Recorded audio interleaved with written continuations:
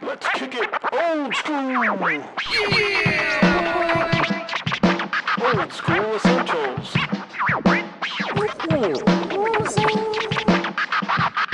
The further adventures of the Thunderous Fury. It is the Further Adventures of the Thunderous Fury, session 49. Time for the recap. All right, so we go to the WTH meeting, who are all eating a roasted lark and lamprey pie, courtesy of somebody paying them off. We talk to Kurnawa a bit and get her tip, which is to say that the Empire is in the process of opening up a tomb not too far away. Concubine of Roga, who apparently is the same like snake-themed lady that our local Hobgoblin Warlord is stuck on. And after some various talking back and forth, we decide that sure, I mean we're wanted people, but let's go increase the wantedness by raiding the Empire's tomb raiders. Why not? Then we meet up outside of the disreputable giant. That's when we find out about Ye'Sider or Ye'Sider or whatever his name, Ice Snake, who favors strength and wants to style himself as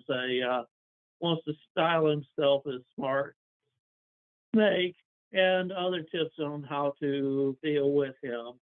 Assuming that we can actually get some of this stuff out of there, we can, hopefully get this guy to give us free passage. So in any case, we decide to get smuggled out of the city to go to the secondary tomb. We take a short boat ride. Of course, avoiding the Empire's camp there that's actually opening up. Sneak in without a huge amount of trouble, probably because there's a fair amount of sleet and snow going on. And, show up to see a door that shows snakes and humans in various positions and a couple of huge statues. And, of course, the standard old warning, a couple of iron spikes with skeletons stuck on them outside the door. Karn decides to open the door, which sure enough has already been cleared, so no problem there. And we wander in, seeing all sorts of overgrowth, detritus, etc., covering the walls. However, there's still active magic because the walls are flickering with blue and green flame that seems to sort of run away from us. As we get close, sometimes it goes out. We go for a while, see some awfully interesting murals, people, snakes, snake-like people, people like snakes, people being sacrificed to snakes, snakes being sacrificed to people, all sorts of fun stuff. But we do indeed find out there's an inscription that says, "Here lies Igfebis Get, and blessed be the Serpent Queen of the Night." So indeed, it indeed is who we want to be there for. Of course, then we run into our first trap, and the ceiling, which used to be 10 feet, becomes 9 feet, hinting that, yes, you better be a hobbit if you want to get out of here on time and alive. But we determined that some of the markings on the wall control the trap. It's some sort of strange enchantment, so our chance of breaking it or getting around it is pretty damn low. And so we continue. We find a couple of double doors made of sandstone, people drinking the blood of a snake. Karn once again displays his trap finder 1/2 skills by opening the doors and walking in, and there's a black marble altar with stakes, with all sorts of stakes and headless bodies chained to the snakes. Lovely people, really lovely. Of course, at that point, the headless bodies decide to pop up, come to life, and attack us. Orion comes out and becomes a damage sponge, basically burning through the bird in all of 2 rounds while everybody else chips away at the statues. And Orion knocks out a couple of them himself. And basically, everybody gets through that without a huge amount but there's not much going on as far as loot there. We continue and come to a room that's behind some iron bars, an iron portcullis, with some creative use of strength and materials. We managed to bend the bars enough to slip people into the room, people being Karn and Flintock. And that's, of course, when the 5-headed Hydra statue in the middle decides that it wants to come to life. Ain't that wonderful? The Hydra statue itself turns out to be hell on wheels as far as an attacker, and Karn is quickly getting whittled away, which means, of course, Flintock decides, what the heck, I'm going to try to loot before I get out. Indeed, he finds the apparent tomb. As he does, the ceiling drops yet again.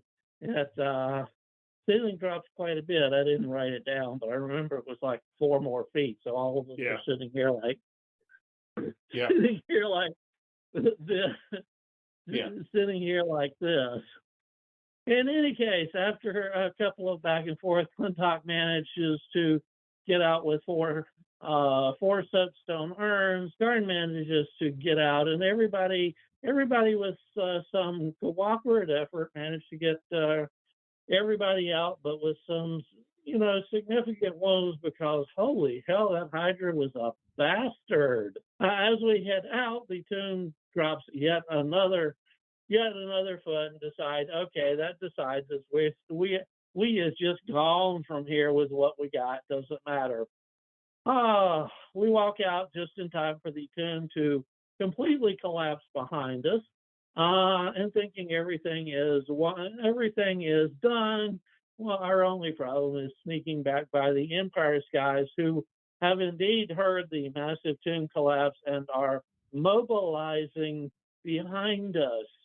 But no. Apparently something survived. A 5-foot-long white serpent with violet eyes slithers out towards us and attacks us as we are exiting. It wasn't much of a, thanks to an entangle, it wasn't much of a fight. It pretty much goes down. Everybody manages to hide off to the side of the path while the Empire's people run by screaming and yelling, because indeed their tomb has been raided on them, and we get out. We get back to the ship. Flintock decides that it's worth trying to open up at least one of these funerary urns, and indeed there is an 800 gold piece snake statue in it. But we decided to wait for the rest of the urns until we're healed up, just in case they contain something a little nastier than loot. And we head back to Twin Rivers, having enjoyed our little late night adventure and trying to convince Muddy D to see if he can't embalm a snake, because an embalmed ice snake with violet eyes would make a wonderful gift for our friend who likes snakes so much. And I think that's it. That's what I got. So it is the 10th day of King's Choice, 1885, as you guys come back into the harbor there at Twin Rivers. Basil Bessex and Zofan were left behind to procure the Yaks and make sure that all the equipment was taken care of. It's hail and sleet and rain, and it's about 30 degrees and dark clouds. You basically have to go to the side of the encampment where there's an access door, and there's a small little dock that all the Yaks are being taken out on, because they don't go through the front. And of course, the dock kind of moves with the water, and it looks like, they're going to fall over. But this guy's done this, many times, as he's loading the Yaks onto the ship. Remy takes Pernala in and has someone. She does not take her to the temple, but she takes her in to see a local apothecary or a healer, and basically returns, and you see her arm is all wrapped up. She is missing 2 of her fingers. due to her massive injury from that giant 5-headed creature. And she has hired her to come along. Granted, she is going to be injured and at a mechanical disadvantage for a while. But if you ask Remy the reasoning, she will say she knows a lot. And she would rather have her come along with us than be in town. And the temptation to make lots of money may be too much for her, considering she is injured now and probably couldn't work her job. And we'll pay her. Right. You guys collect your gear, you pay your money. How many yaks do you have? So Remy's got 3, and how many did you end up buying? Well, One per person, right? Mine is I bought them one per person, one extra that I just picked up to pick up, and then one for our 2 porters. It's That's 7 10, PCs. 13 yaks. Yeah, 7 PCs is 7 yaks plus 2 extras, 8, 9 plus whatever Remy has. We're Yeah, a freaking well- caravan. Basil Bessex, if he's gonna be able to use a communal yak, Okay. then he will not require a yak of his own. All right. Okay. So out of the 7 PCs, you have 6 yaks plus an extra, as I'm reading. So that would be 7. Plus an extra with just food and water that I bought, plus Right. an extra for the porters. Plus an extra for the porters. That's 8 plus the 3 that Remy. So 11 yaks in total and 1 riding horse. Or is it a war horse? I think it's a warhorse, right? Correct. All right. Yeah, Or I just yak. couldn't remember that. All right. So plus a war horse. So that is your group. As you're loaded onto the ship, it's very crowded here on the deck. Muddy has got his shovel and he is getting ready to do his work, clearing yak poop, which he will do the next 3 days down the river. You have the urns. You opened one of them.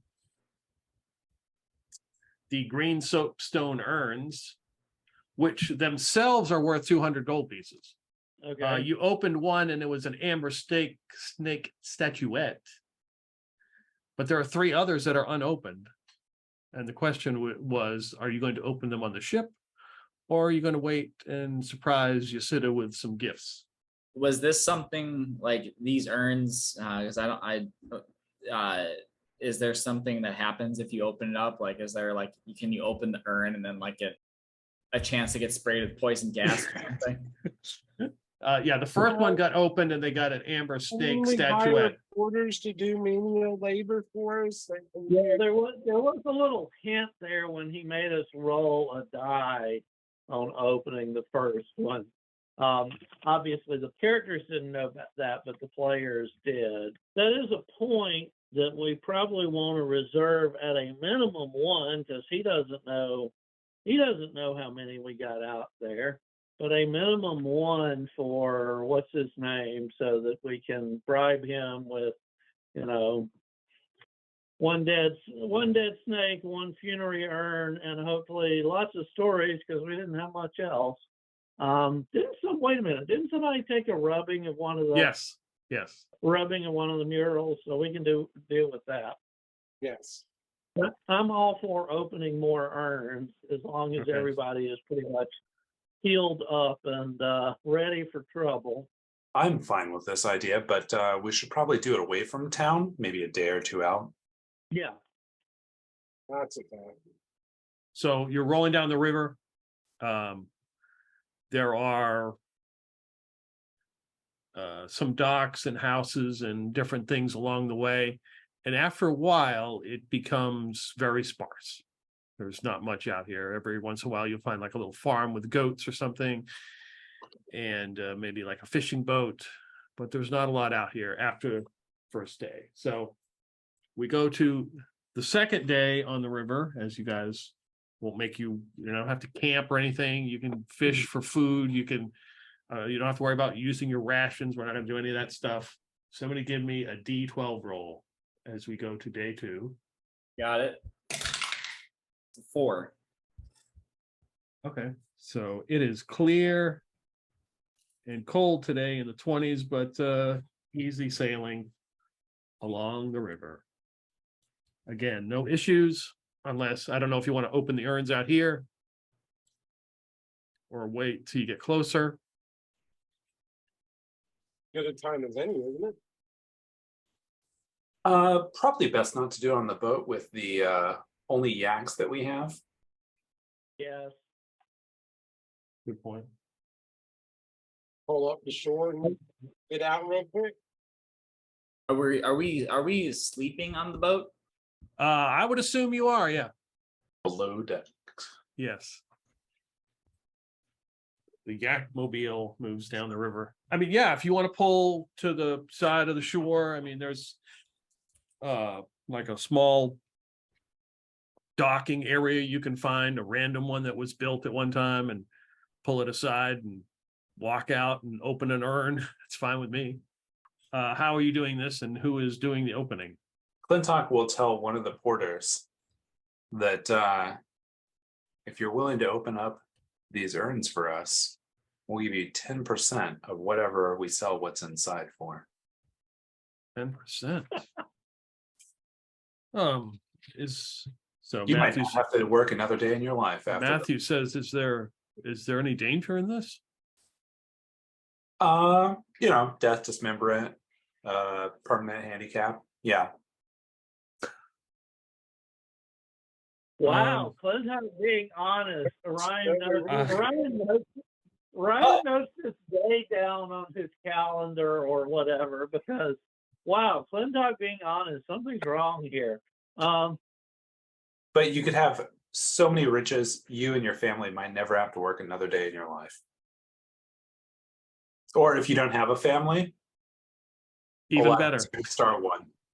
Or yeah, Except they have to work the trip no matter what. well, Not letting them off. Not letting them off for the trip. obviously.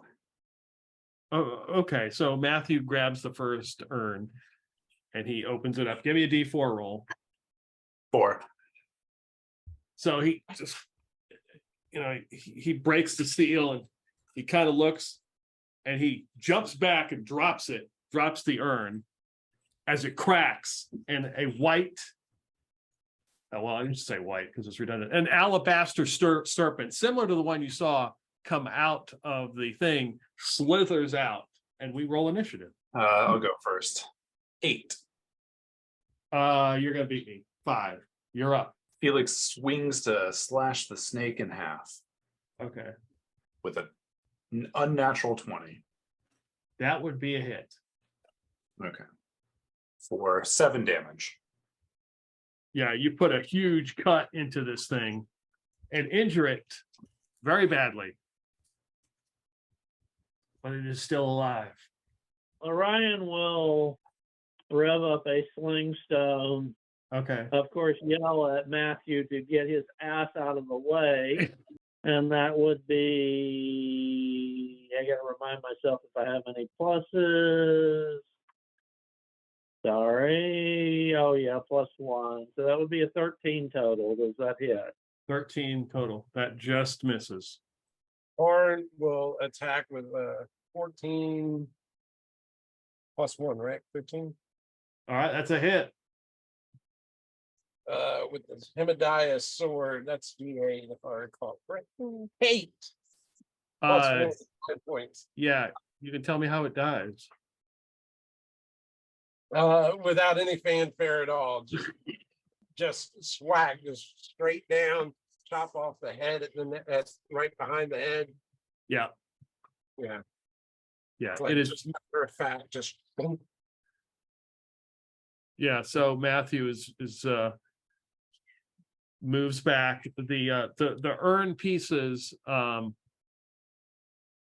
as it broke, the urn are probably worth about 20 gold if you were to collect all the pieces. Felix walks up behind him, hands him another urn, and says, I can't reiterate enough. If you drop another urn, that 10% will actually be a pay cut, because you see here you've lost us money. So I would advise, instead of standing while you open this, that you sit down holding the urn on the ground. Hold on. I'll give the guy a little slack, and I will wander over to my stuff and rummage around and bring out my crowbar and just say, here you go. Your plan is pop the top, run away no matter what happens. On the other hand, be gentle because as my friend says, these things are worth a lot more in one piece. With that, he kind of looks around and he's got the crowbar. He's sitting on the ground. So roll me a d4. I'll try it this time. Okay, go for it. And I rolled another 4, which is probably another snake. So he's got the crowbar and he pops the top. He looks, and in a second, you see the top ahead of another alabaster serpent come out, and we roll initiative again. I rolled the 6 this time. Let's see what I get a +1. Does anybody else have +2 other than? No, I've got a +1, so I use my Yahtzee dice. Let's see what I get. All right. I got a 2. All right. Okay, so the serpent is right there. And of course, Matthew is holding the urn to make sure. So he is the target of opportunity. As the serpent goes to attack him, I rolled a 10. What his armor class, I think, is 10. Yeah, so it strikes him. It might kill him. All right. We hardly knew you. He's got 3 HP, and I rolled a 3, and the serpent just comes up and gets him. You guys are up next. Felix will attempt to shoot an arrow. At this Okay. with another unnatural 20 That's a hit. and 6 damage. Bites onto him, and you catch, you shoot the arrow. It takes a big chunk out of him. All right. Still alive. Zofan would have stayed on board because he's been injured enough. But Basil Besix would have been curious, and Okay. so he's in the vicinity, and he's gonna try to curb stomp its head because that would be his first instinct. That is a 8. An 8 total, that would miss. did Matthew die while I was AFK? Yeah, we hardly knew him. Seriously? Yep. Damn.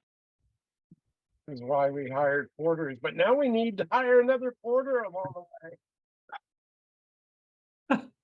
All right, who's next? Well, I will do the same thing as before and zip up, attempt to sling it to death. 19 plus 1 is 20, so dirty 20. 3 damage. You can tell me how that dies. Okay, I have to do this. The stone heads straight to the snake's head, skips right off of it, knocking the snake's head into the ground. However, the skip itself sends the stone straight into poor Matthew's remainder of a face and blocks him. Yes. Yeah, Matthew, you see he looks very, very pale, and he has died. Wow. You can collect the 2 gold piece from him if you wish, because he has that on him that you paid him. All right. Need to put that over his eyes or something. Now, Clintock picks back up the money and then grabs a handful of dirt and says, "That's about right."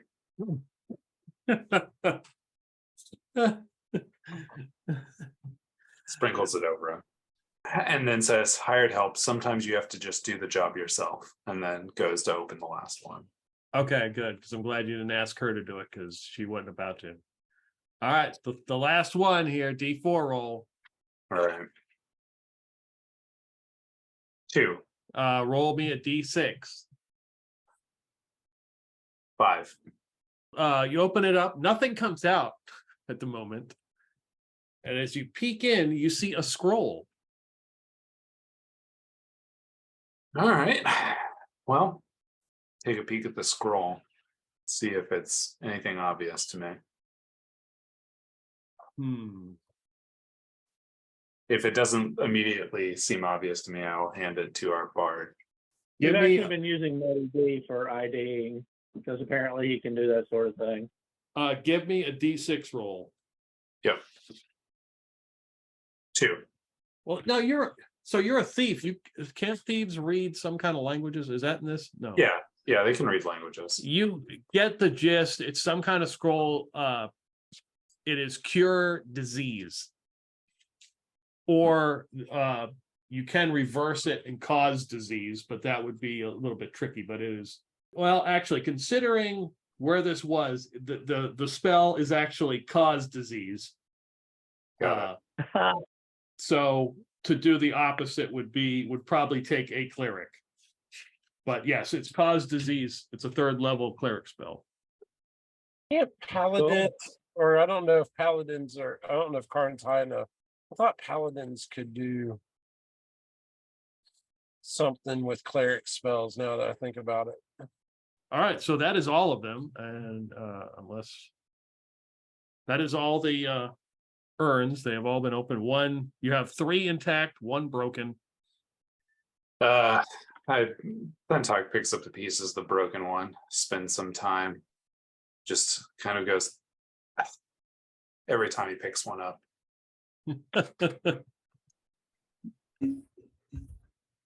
Well, we can sort of figure this out before we get there.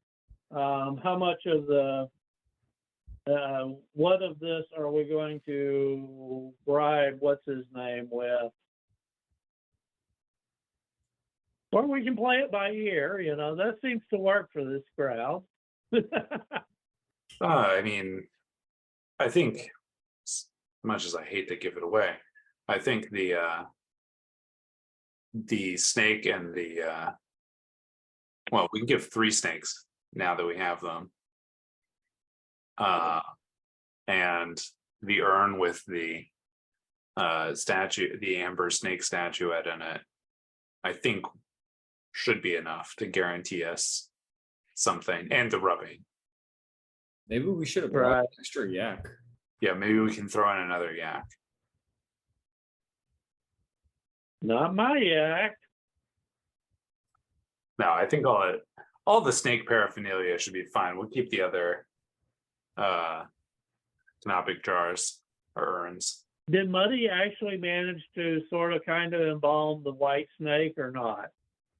Yeah, if you need him to, I would say that, yeah, he could, he worked on it to do that. That'd be okay. Yeah, I think that's a good idea too. And I look around at everybody here and go, and of course it was embalmed in honor at the tomb, and embalmed in a place of honor at the tomb in him. Yes. We got a plan for Isik or whatever his name is. Great. Ye'Sider? Wonderful. Ye'Sider. Ye'Sider? Is that it? Yeah. Ice snake and hobgoblin. Yeah. So just out of curiosity, now that it's all gone, what were the options on the urns? Okay, there were 4. So 4, yeah. So I was really wondering if you're going to open it with him there, because I was like, oh shit, if that, yeah. So 4 obviously was the alabaster serpent. 1 was onyx shards worth 2,000 gold. 2 was a cleric spell level 1, level 1d3, which you got. And you got the amber snake statuette, which was 800 gold pieces. Those onyx shards, man. They're elusive. Damn. Oh, well, we didn't get the big money, but we got something. More importantly, we got the bribe. Money will come as long as you stay alive. While we're rolling down this river, do we see any other people at any points in time? Are you looking to hire somebody? Uh-huh. I would say, yeah, you would see like a small little house or hut along the river, farmers or whatever. I mean, if that's what you want to do. We'll make sure to when we stop, we'll make sure to stop near some place and nose around and see if there are any young whippersnappers looking for adventure. Ryan will talk up the great adventure we're going on, treading in the footsteps of, what was that guy's name? Steel, whatever, or Castle Strong. Castle Strong. Treading in the footsteps of Castle Strong. An right. adventure for the ages, something to remember for the rest of your life. One time opportunity. You move down the river and come up to a farmhouse. I wouldn't even call it a farmhouse. You come up to a hut on the side of the river. It's got a little dock and a boat. Before it gets dark, and you stop and you encounter a man and a woman and their son. And you give them this spiel. They seem interested. You can see they're very poor.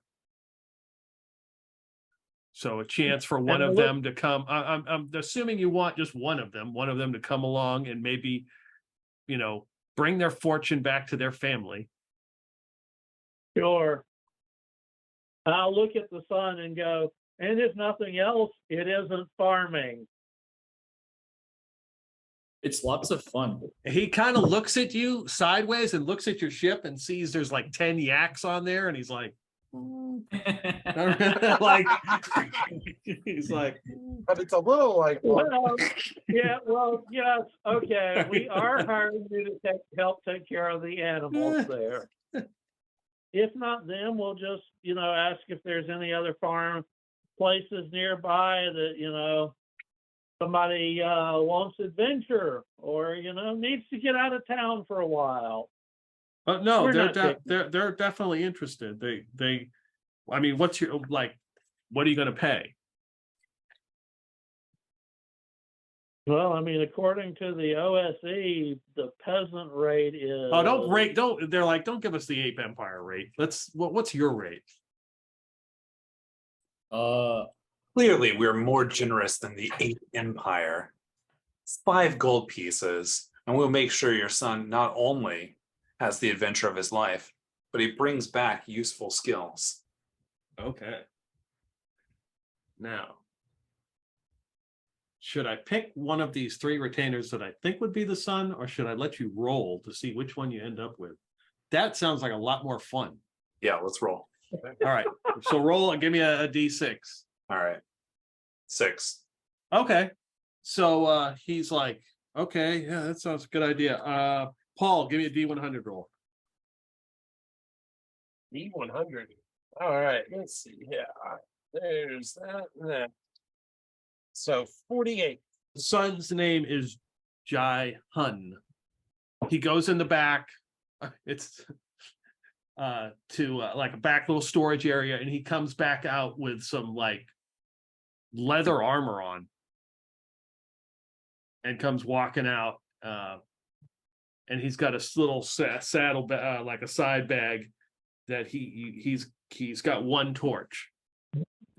He's like, okay, and you hand him the money, and he immediately hands it to his family. So his family has the 5 gold pieces.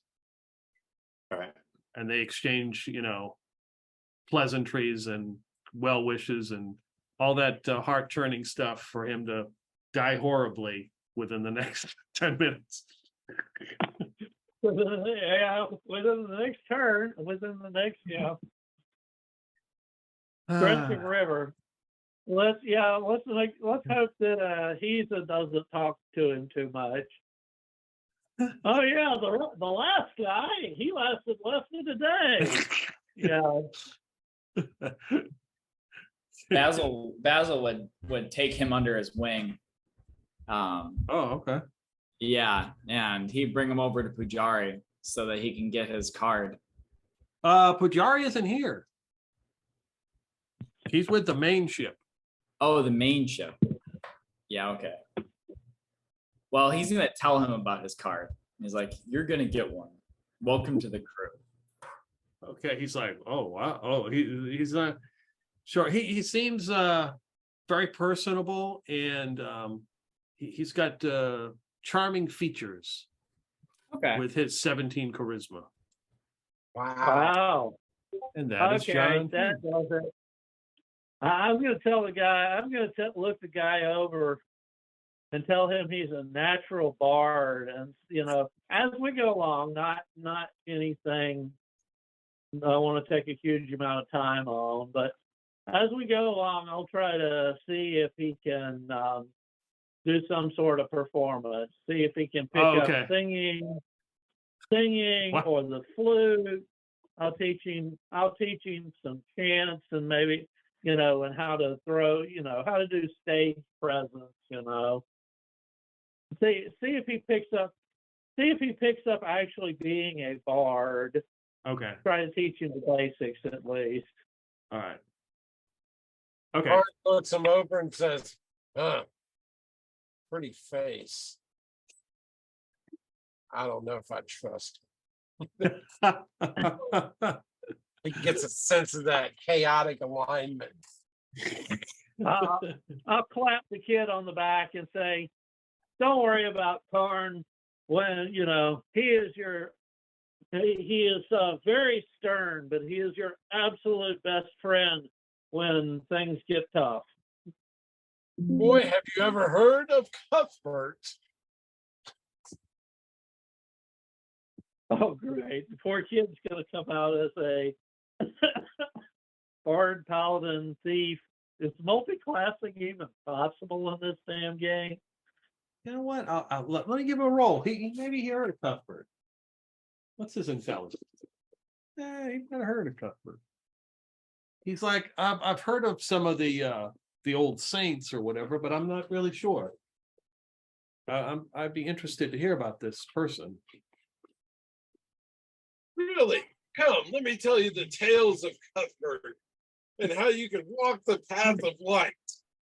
Yeah, there's probably like a collect. All of you hear this, and then there's a collective moving of everyone down below decks. As Karn is talking to this guy about Cuthbert, as Muddy picks up yak shit for the end. As the day 2 ends, we move into the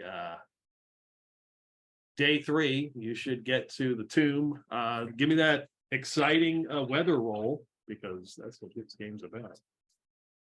Well, You roll a d12. yeah, yes. Okay, good. Oh, see those are the good rolls. See, then you don't get really those horrible negatives that happen. Just wait for I guess you'll just have to wait for the actual trip, and then. Wow. Yeah, we're just saving it. Yeah. You know how the dice gods work. Yeah. Let's see. It's a pleasant day in the mid-40s. I mean, it's a great sailing day. So as you're moving down the river, you're getting closer and closer. I mean, there's small little grassy areas in the mountains. You're in the mountains now, right? Like either side, it's mountainous and snowy peaks, and the river, the small runs of water rolling into the river. You start to see 2 volcanoes that are dormant.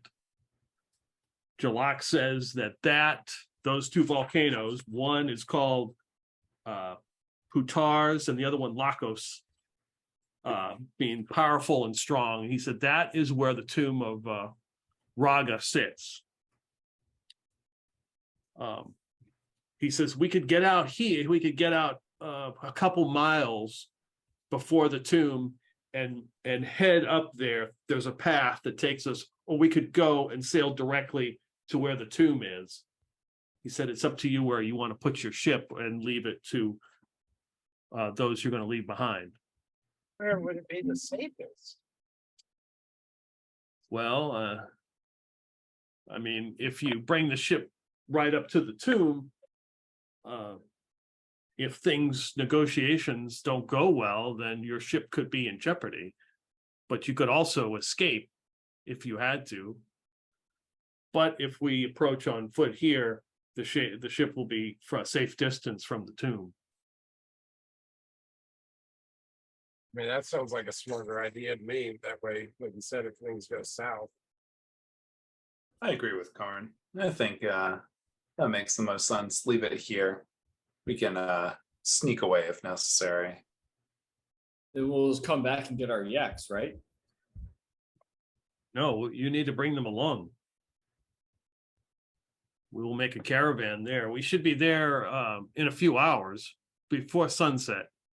Oh, because this is where we're going to leave the ship, basically, until we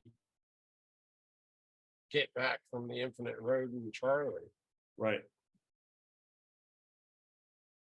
Correct.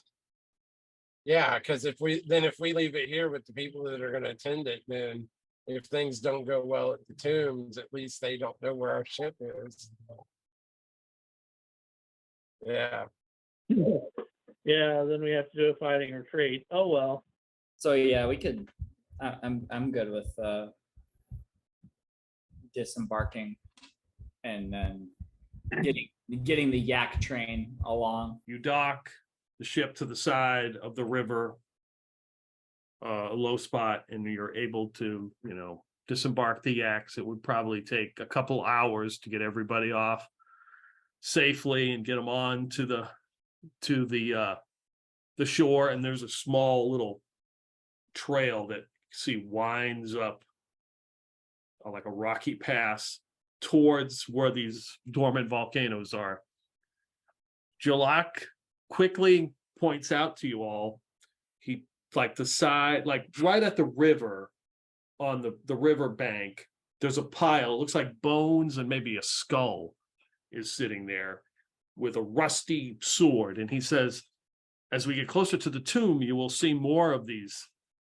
These are where people, it was said that if you were a hobgoblin, that if your body was to be buried close to the tomb, it was an honor. So many people would bring their dead as close to the tomb as they could and lay them by the side or bury them. So you will see a lot of these memorials, and I will implore you, do not disturb them, for legend has it, if you disturb the dead, that you will be cursed. So though some things, as he looks to certain people in the party, may be tempting to take, it is best to leave them there. He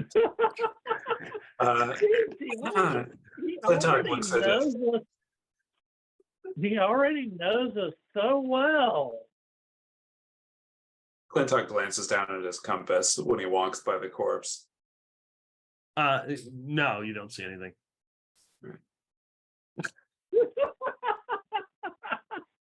This one's fine. And he keeps walking.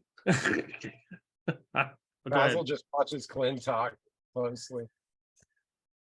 He's seen that comment at work. Jahan, all right, so Muddy D and MC Synodog and Ethel Bessex have been left with whatever you did not take with you and the ship. There's some talk about a big blowout party about to happen this evening, music, and some Ethics said something about hot babes showing up. But it's unknown what exactly is going to happen. Don't you mean hot mamas? Hot mamas, yeah. Yeah. Muddy said something about his room temperature is fine with him, but it's. Oh! God. So you make your way as it gets dark. The sun starts to set. You start heading up this path, and you do start to notice bodies in different sets of decomposition, and some looks like somebody actually got buried there. Somebody looks like they just got left. So there's different items and things left, and just different memorials. 1, 2, 5, 6, 8. They're all up this path as you go for hours. A couple of times you see Basil Wilberforce start to wander over towards him, and Karn reach down from the back of his horse and smack him in the back of the head. So you begin to approach some kind of stone structure. It looks like it's part of the volcano, but then you realize that it's been kind of formed. It's It's kind of like leans to the side, like maybe it's been carved out. And you see little beady eyes as it begins to get dark, stare down at you. Jalak moves out in front and he walks up to one of them. You see a hobgoblin come like out of nowhere, like they was hidden. And then as you kind of look around, you see that they're everywhere. Like they start popping their little heads out, looking at you. Jalak goes and starts to speak to him at a distance. And he turns, he's looking back and talking to them. And they're kind of looking past you. You can see that you're pretty much surrounded. There's some that have now come onto the road behind you, like walking up the road with like their leather armor, and they've got they've got bows. None of them are drawn. They're just kind of walking up the road very casually.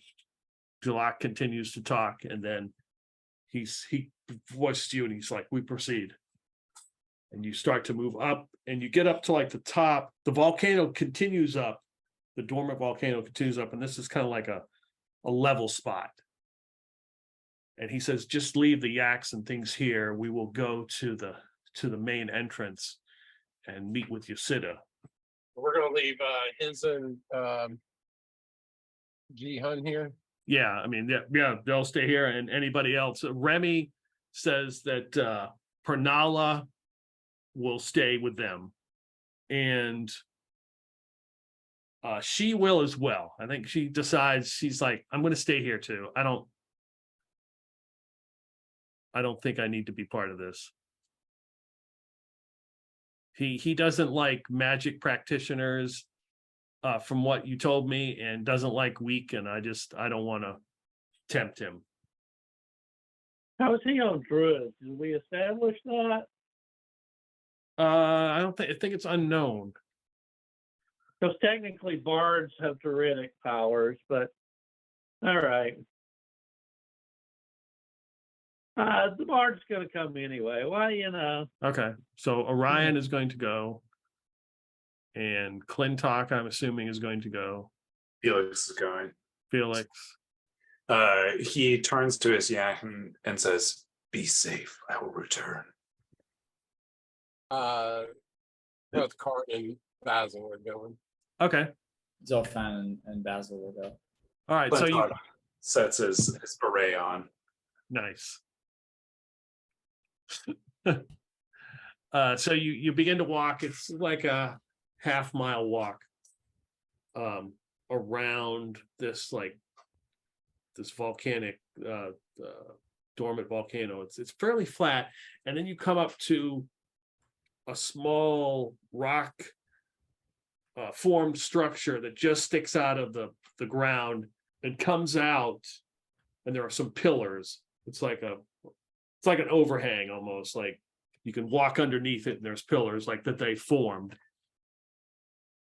And you kind of walk up, and on the left-hand side you look, and there are 3 doors. They look like they're made of iron or something, some kind of metal that's rusted. You look to your right, and there's these like 4 pillars, and there's a throne that sits in the middle, and in front of the throne is about, I don't know, 2 feet. And after that, it's a sheer drop. You can hear the water. You can look down, you can actually see the river. You can look down and see the river. So if you were to stand in front of the throne, basically you're right, the river is right behind you. There's a 200-foot drop. Wow. And as you look, there's like a throne here, and then there's some holes or whatever. It looks like something was here at some point, probably ripped off or something. Maybe there was another throne. The throne doesn't look very impressive. It's kind of rusted. It's made of kind of metal and some kind of, maybe it's gem or something that they use, but it's very cloudy. It's not been polished. It doesn't look like it's weathered. There's a little bit of snow on the side of this hill as you come up. And Jalak just wait, you guys all wait there. And the door to the left opens. Two guys come out, and they have to duck to get out. They stand about 8 feet tall. They're wearing loincloths. They are half giants. Oh, They're just wearing loincloths with like sandals, and they're pretty ripped. And they walk out. Then you see a like 5.5 foot tall hobgoblin come out, and he's got like white streaks on his face and arms. And he is wearing some kind of like ornate cloak. It could probably use a good cleaning. It looks kind of dirty, but it looks kind of fashionable for him. It's kind of fluffy and frizzy, and it's got some stains on it, but he wears it on his shoulders, and he just kind of comes walking out there, and then the two guys like help him. They take the cloak off of him, and he walks and sits in his throne, and then they take the cloak and kind of like put it over the throne and over him, and he's like, "We may approach." So Jalak walks up in this tiny little narrow space you can walk to stand in front of him, and he's like, we're all to line up to speak to him. got it. So like line up like one after the other. Yeah, so you're all like in a line in front of him. Behind you is a 200-foot drop into the water. Yeah. As the sun is setting, it's pretty much set, and there's a few torches now that have been lit on either side, very dimly lit, and he sits there. He starts to look all of you over. He doesn't seem to care. I mean, Jalak, he's not really worried about it. He kind of looks at everybody in the lineup. He stops at Clintock and kind of looks him up and down. You can see he definitely has some sort of disdain for your beret. I'll just lift an eyebrow at him. Then he stops at Basil Wilberforce and looks him up and down. It's the arm, isn't it? And he just like, and then he looks over at gives the Zofan a look. And then he sits back. He starts to speak in Hobgoblin. He says, what have you come here for? Waiting for an answer. And he looks at Jalak like, you better not say anything. Basil knows what he's saying. Does anybody speak Goblin? No, you're the only one. You're the only one. You're gonna have to translate, dude. Oh, we've come before you, Your Majesty, to bring you some stuff that we found that we thought you would be interested in. He says, how do you know this? How do you know my tongue? Is this some kind of trickery? No, I was friends with the hobgoblins most of my life. He looks over at Jalak to like get confirmation. This is true.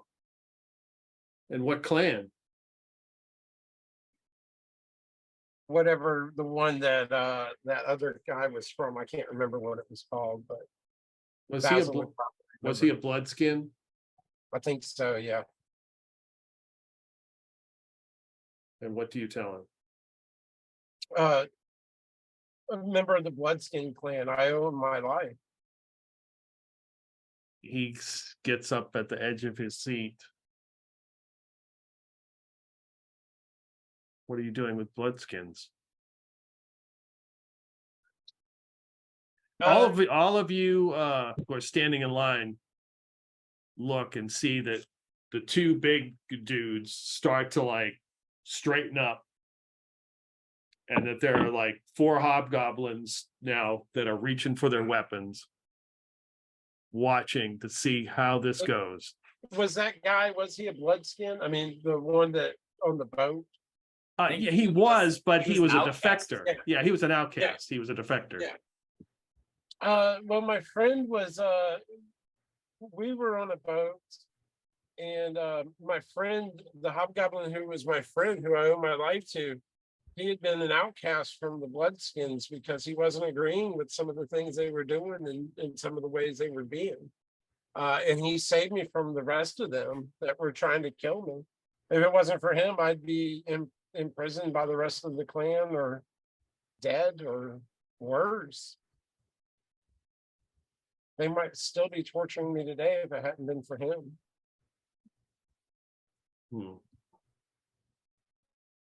He looks at you. Give me a 2d6 roll. Add your charisma.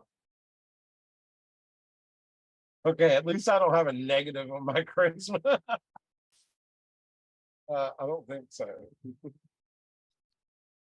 I got a 7, 5, and a 2. He looks at you, and then he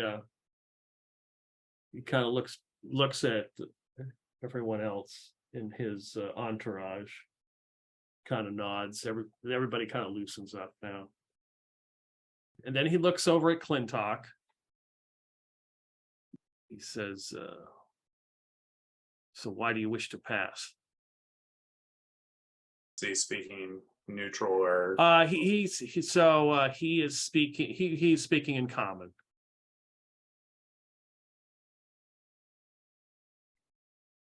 And he asked, why do I want to? Why do you wish to pass? Yes. Well, it is the most direct route to our destination. What is this destination? You might think us foolish, but we are on good authority that we might have directions to the infinite road. The infinite road.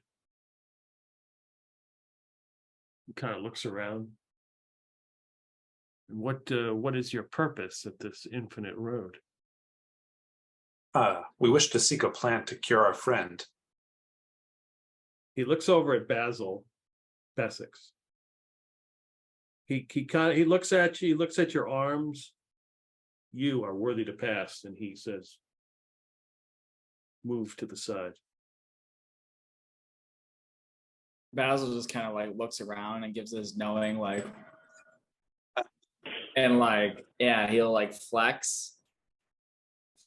And then he'll point to like one of the ogres and be like, just like really, saying I get you, but through various flexes and poses. Okay, so what is Zofan and Orion's strength score? Zofan's is Give me a minute. Strength 11. And what's Zofan? 11. All right. What's Clintock? 13, interestingly enough. Okay, he hides it well. Basil Wilberforce? 9. He looks at Felix and he kind of leans in, speaks in common. What has happened to you? What's happened to your face? For lightning was raised upon me by an evil mage. He just kind of nods his head. Everybody else nods. You may pass as well. He bows and then walks past. And then he takes another look. He looks over at Zofan. He says, "What's happened to your eye?" You remember you were in the mine and you got hit with, somebody hit you. Whoever you guys were fighting in the mine, you took a critical hit and got slashed in the face. Well, Zofan's had many critical hits. Yeah, well, he's gotten like critically injured multiple times. How many concussions? I'm pretty sure he got like pretty badly beat up at the manor too. I was doing battle with a 15-foot tall ogre, and I walked away and it didn't. As he like kind of he gives like a challenging look, attempting to Look intimidating. Yeah, an intimidating look to both of the ogre guards. All right. They're half giants, but that's fine. Give me a 2d6 roll. Add your charisma. Charisma's a -1, so Oh, that's a 3. I'm gonna use a hustle point because Yes. all right, that's better slightly. It's a 5. What is Zophan's alignment? Neutral. He laughs as you say that. He says, I don't believe your story, but I admire you. You've been in a scrap. You've been in a fight, they say. Maybe hit in the head many times. You may pass as well. Zophan bows, but then he's not sure whether that was a compliment or a dig, as he walks past and kind of trying to chew over it. So the alignments of those who are left. Orion is neutral. Clintock is chaotic, or is he neutral? He is neutral. He is neutral. Basil Wilberforce is Neutral. all neutrals. Okay. So he looks at the 3 remaining people there. He says, What about Karn? oh shit. I guess he was ignoring Karn's Karn. awful. Yeah. He looks, yeah, he just Karn was standing like behind one of the pillars, and he's like, so when they shuffle down, he's like, what? Karn steps forward, clank, clank. Why do you seek to pass? For the same reason as my friends. We have a friend to help. And of course, there's supposed to be something powerfully undead at the end of this road, and Cuthbert can't abide that.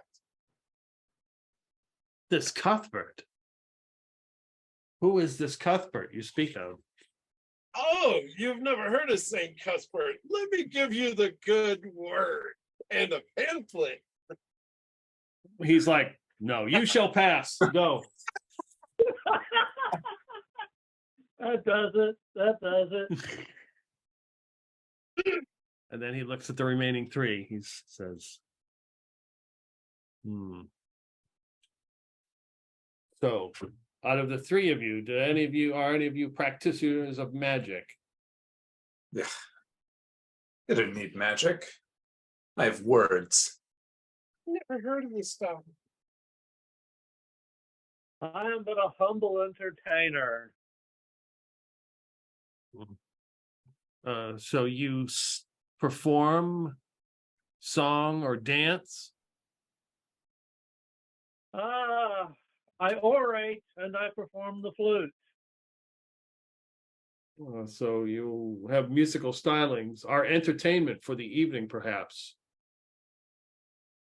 For I shall now rule that we shall feast tonight on one of these fine yaks that you have brought. You will provide this entertainment, and our the 2 others here, the one with the beret and the squirrely one, will entertain us with some fighting. I will provide the squirrely one with a weapon, since he seems like the weakest. Wow, I do enjoy a good roust.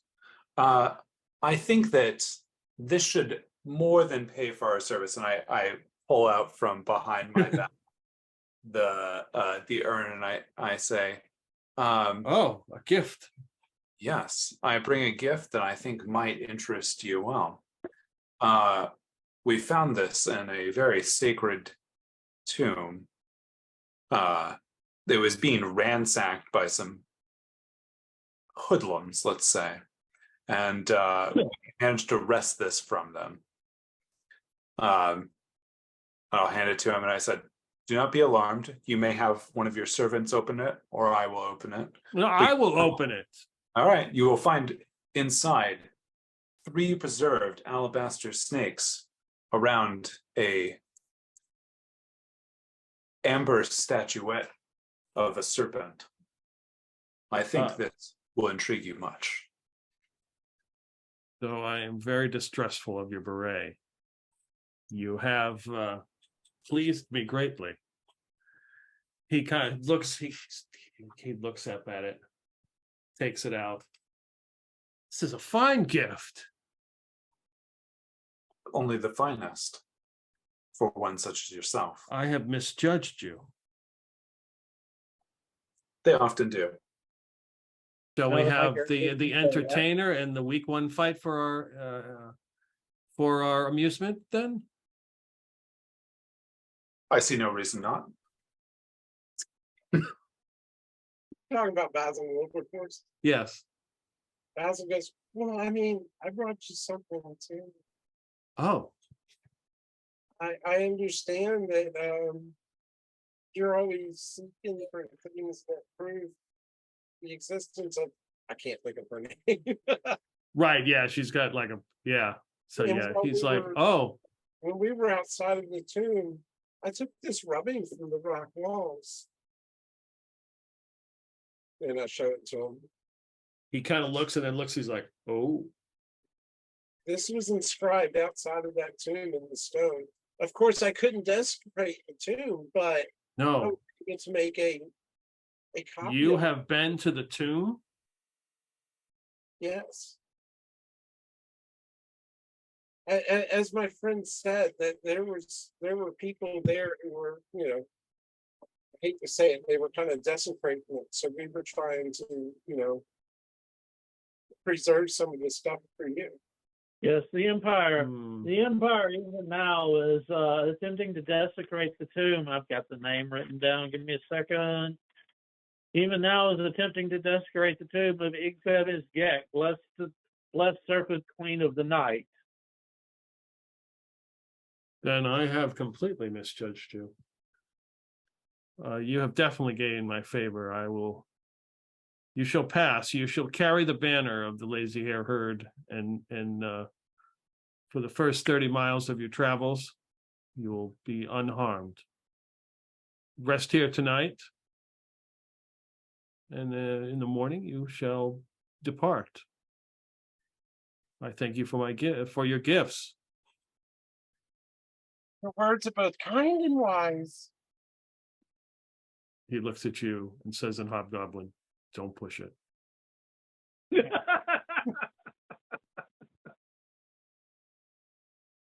Thanks for your hospitality.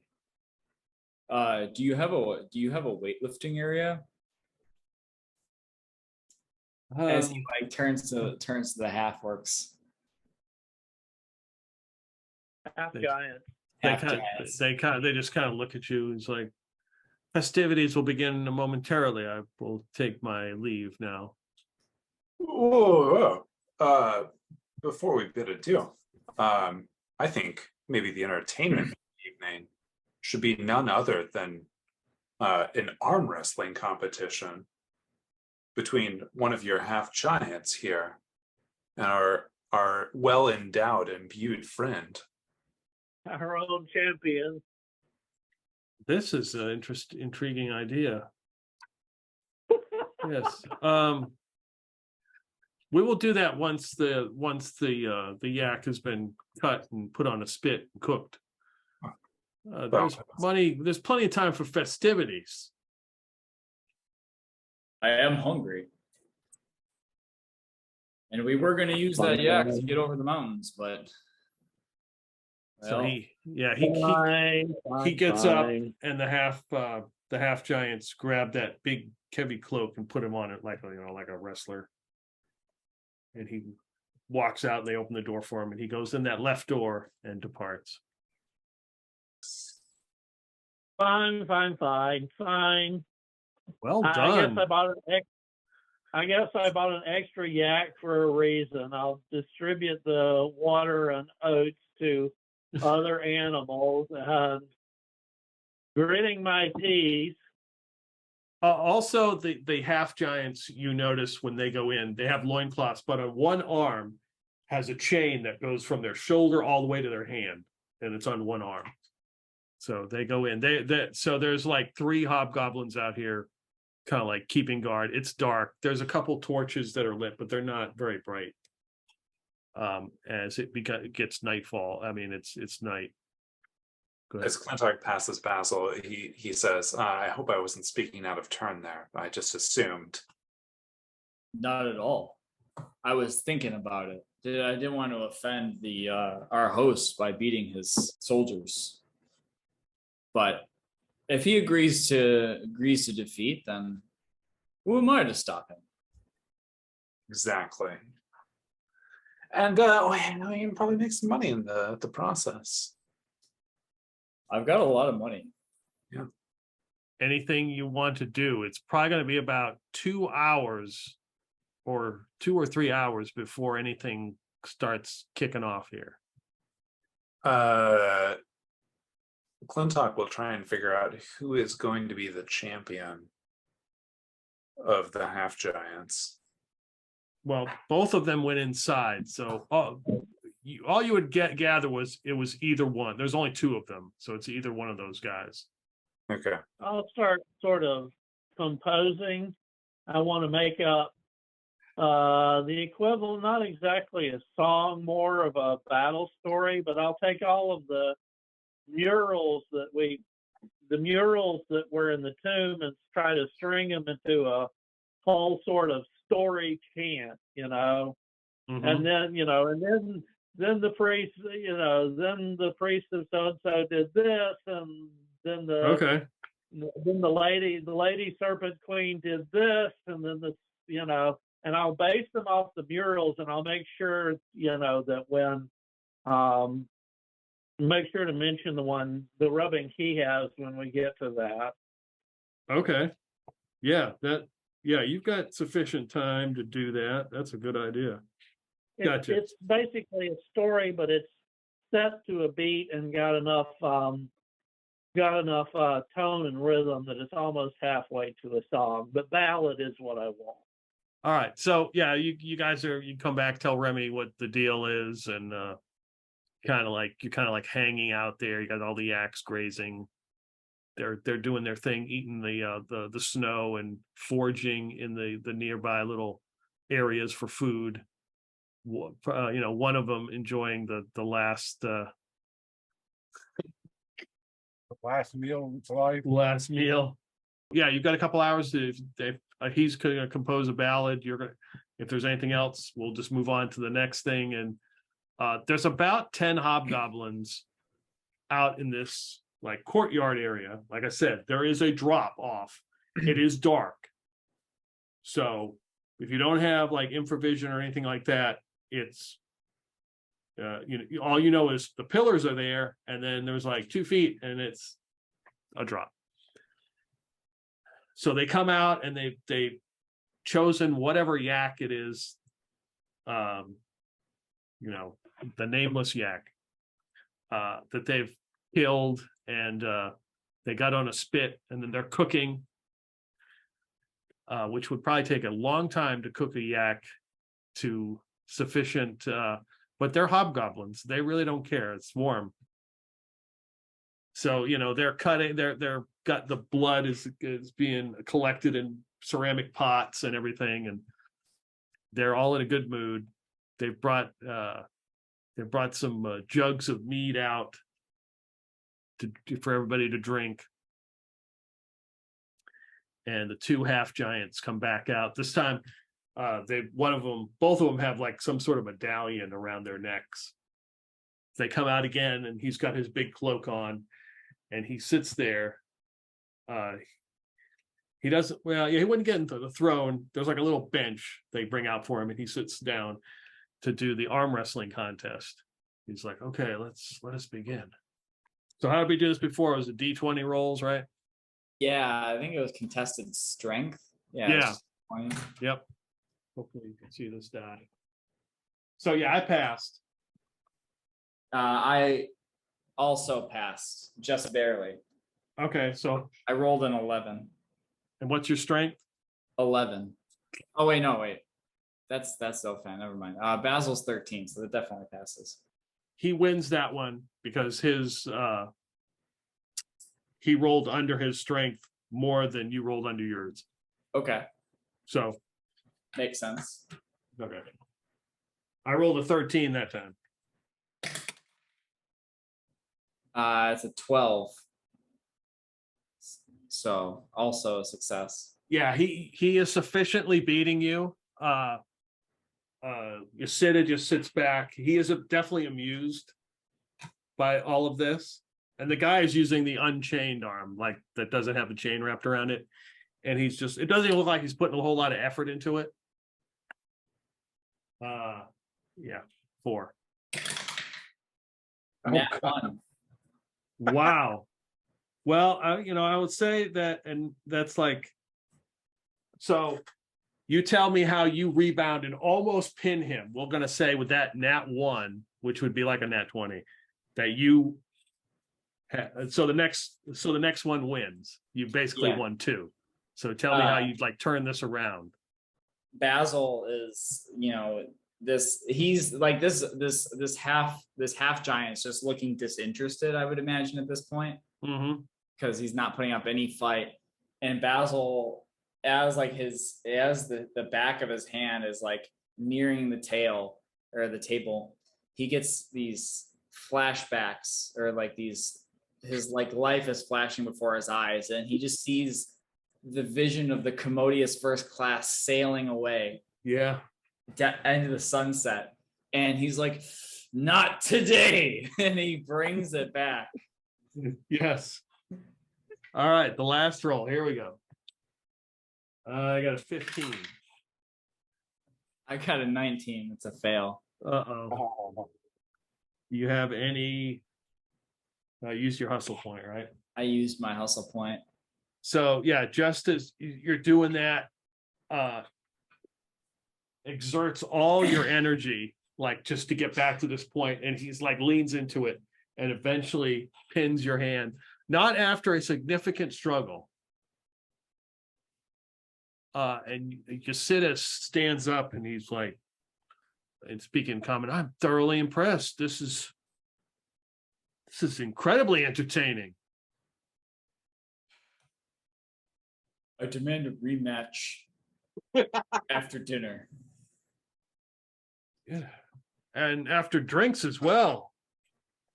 Yes. A round of yak blood for everyone. Oh God. So they start distributing this like gut-wrenching mead and like little cups of yak blood, and cutting off warm yak meat for everyone,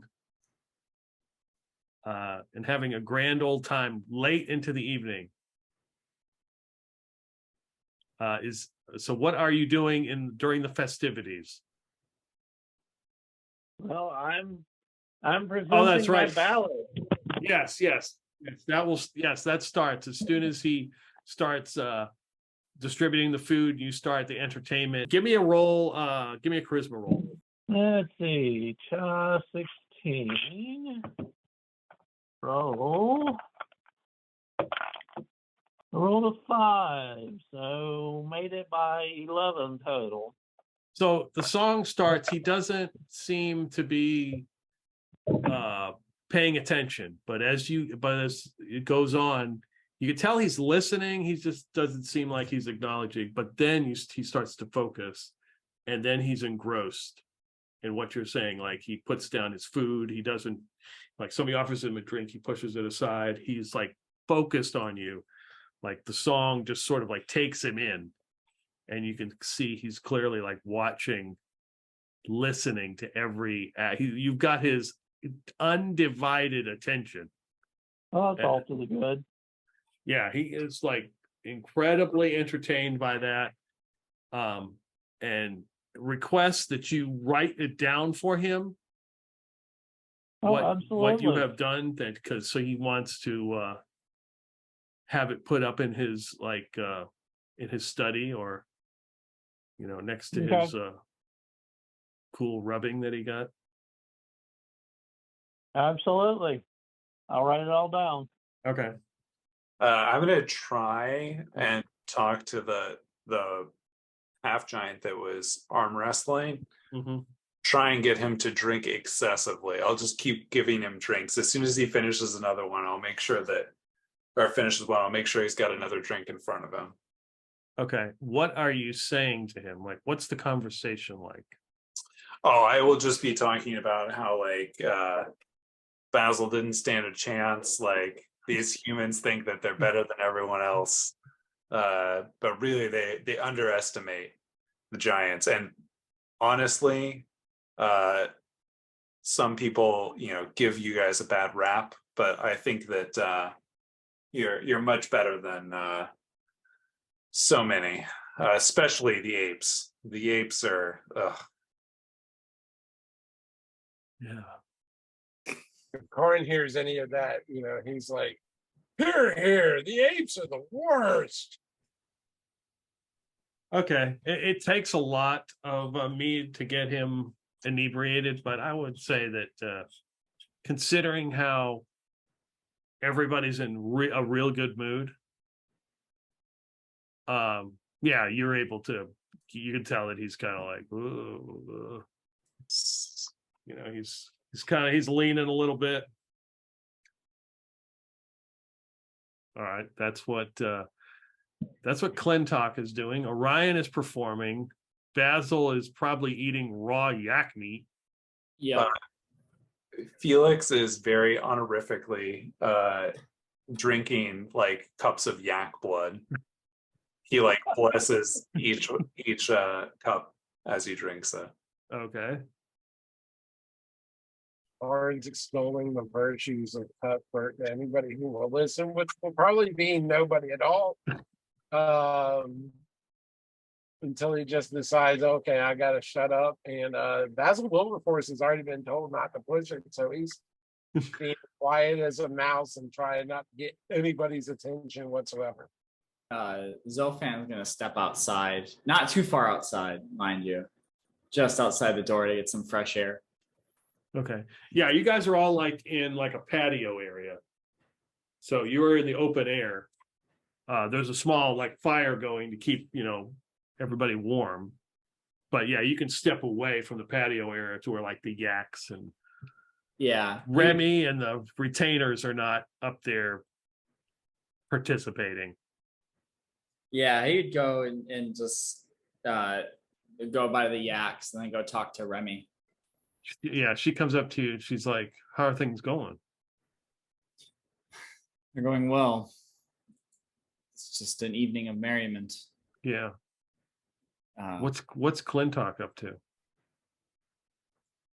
He looks over and he sees him just talking with the half giant, and then like the half giant is like ripping back mead. It's like it seems he's made a new friend. Okay. Just keep an eye on him for me. Make sure he doesn't do anything crazy. Seems like we're going to get safe passage.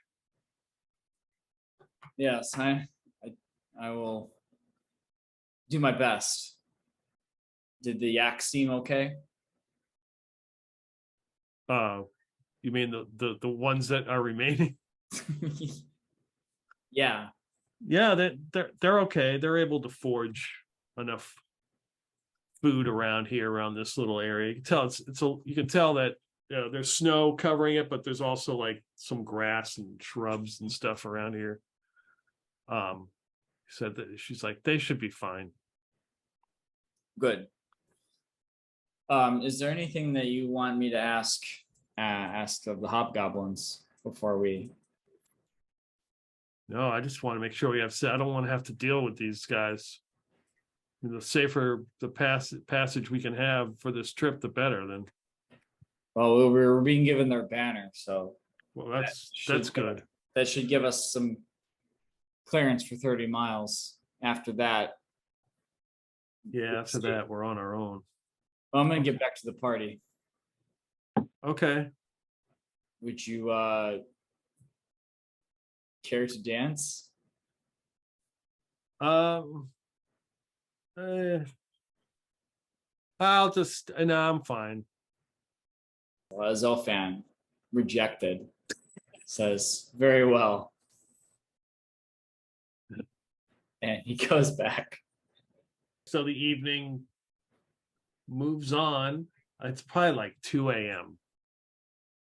Ye'Sider is like just regaling stories about the Hobgoblin, the lazy hair herd, and how the clan before had it, and then he had to fight one of the clan members to take power, and he's talking about the history of Roga, and how when he returns, the volcanoes will erupt, and he'll come from the sky, and vanquish these lands of all those who turned against the hobgoblins, and especially the apes. They'll be wiped clean, and he starts going into the whole hobgoblin lore. He sufficiently has drunken lots of ale along with his compatriots, and they are relishing in the yak food. Some of them have passed out onto the ground laying there. What do you wish to do? I believe there's another round of arm wrestling to be had. I'm going to rematch. Oh, right. And you've got to turn him around so he walks in the correct direction. But I think I would like to raise the stakes, so to speak. Ye'Sider wipes the yak blood off his mouth. What the stakes you speak of, Beret? What is this? Oh, just a friendly competition. If our friend here best your half giant, then I propose that we make a swap.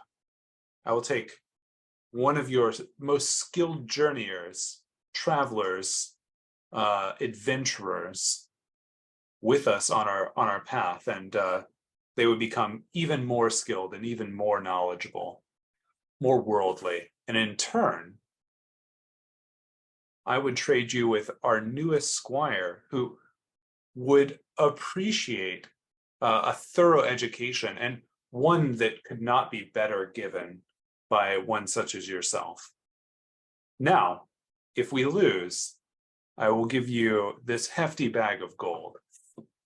And he hoists a pile of 100 gold out. Gold. That is fine. If you have 100 gold to give, that means you have plenty to give. I'm giving up one of my skilled hobgoblins. As he looks over at Jalak, he's like, they must not trust you. So what is it? Tell me something worth you're willing to give up. This gold obviously means nothing to you then. Oh, it means quite a lot to me. But if I must, I will give you this. And he pulls out the compass and says, I will let you have this until we return. I think you will find that it will help you if you seek any other treasures. And he pulls out, he goes, which one of you has some gems again? Gems? Basil. What would Basil. Would you mind for a demonstration? I'll give it right back. Seriously, I will.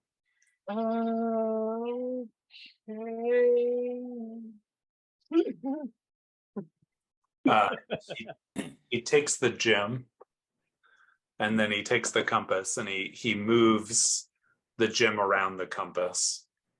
As you see, the compass points to the nearest gemstone. This is a very, very interesting item. Where did you get this? The provenance of such an item is I am sorry to say a secret. Let's just say I found it on a farm. I do not know if this is some sort of magic trick, Oh, it is This not a is- magic trick. or if this is a real item of arcane power. But I'm willing to give this up. Then we will have this bargain. I'll let you hold these two things for the time being. You're well enough to investigate it, or you can pay attention to the festivities. I won't judge either way. I will hold on to these things. I will watch you, Beret. So yeah, he sits down, looks at the compass and the gem, and he's kind of messing with it, like trying to understand it. He's very suspicious of the circumstances. Maybe he's being influenced by his current alcoholic intake.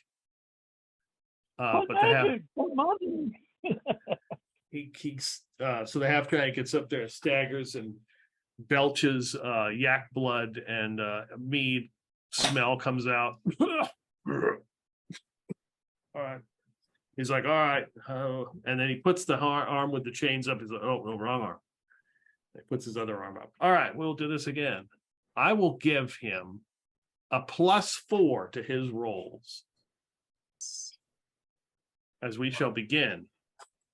Once again, I rolled a 6, +4 is 10. It's a 15. So yeah, that's a fail. A 2 +4 is a 6. Oh, It's an 18. It's the inverse. can Clintock use a hustle point to force a reroll in this situation? Yes, if you want to use a hustle point to help another member, you can. Yes, I'll do that. All right, go ahead.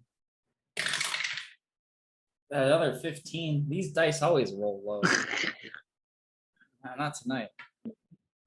All right. What the hell? I've still got a hustle point. The bard will give him encouragement. I'll see his arm wavering and wavering. The bard will go, "Come on, Leslie, you can do it. You've got the strength. Go for it." That's a 7, which was a lot better, but not enough to beat a 2. No, it is not. But you're being encouraged. The last roll, or it could be or not. I rolled a nat 20. Woo! So you don't need to, well, unless you roll. I did not roll an at 20. I rolled. Okay. So again, he gets overconfident. Maybe some indigestion from the yak meat and the inspiration from your group, and you just almost pin him again. He has to catch himself as you almost drop him. And it comes down to the last roll. You did this where we were last time. You're up. Uh-oh. I rolled a 3. Yeah, tell me how you beat him. Basil sees the vision in his head of the commodious first class come into port, and he says, "You're mine," and he throws it down. And I imagine as he does that, like the half giant, like burps and like maybe spits up a little bit of this yak blood, and Basil just kind of shakes it off of his hand. But he's going to be a good sport. He's like, "That was a great match. We're now 1 for 1." And you sit as like, impressive, very impressive. Well, one match to decide it all, since you have won one and we have won one. What are the stakes this time, Beret? Well, I will continue with our previous, but I will also wager that gem that you're holding in your hand. Somebody else's gem, yes. I'll just look at Basil. Don't worry about it. I have to give up one of my well-trained soldiers to accompany you. Why don't you give me one of your well-trained, one in your entourage? So no squire, though. If we win, we will take one of them. And they will serve here. Till you return, of course. So be it, but I will let them nominate themselves. Sits back against the wall. So who will it be to stay? He looks at Karn and says, "Don't even, not you, no. The bargain, that is too great a bargain. That is too much to pay. Other than him."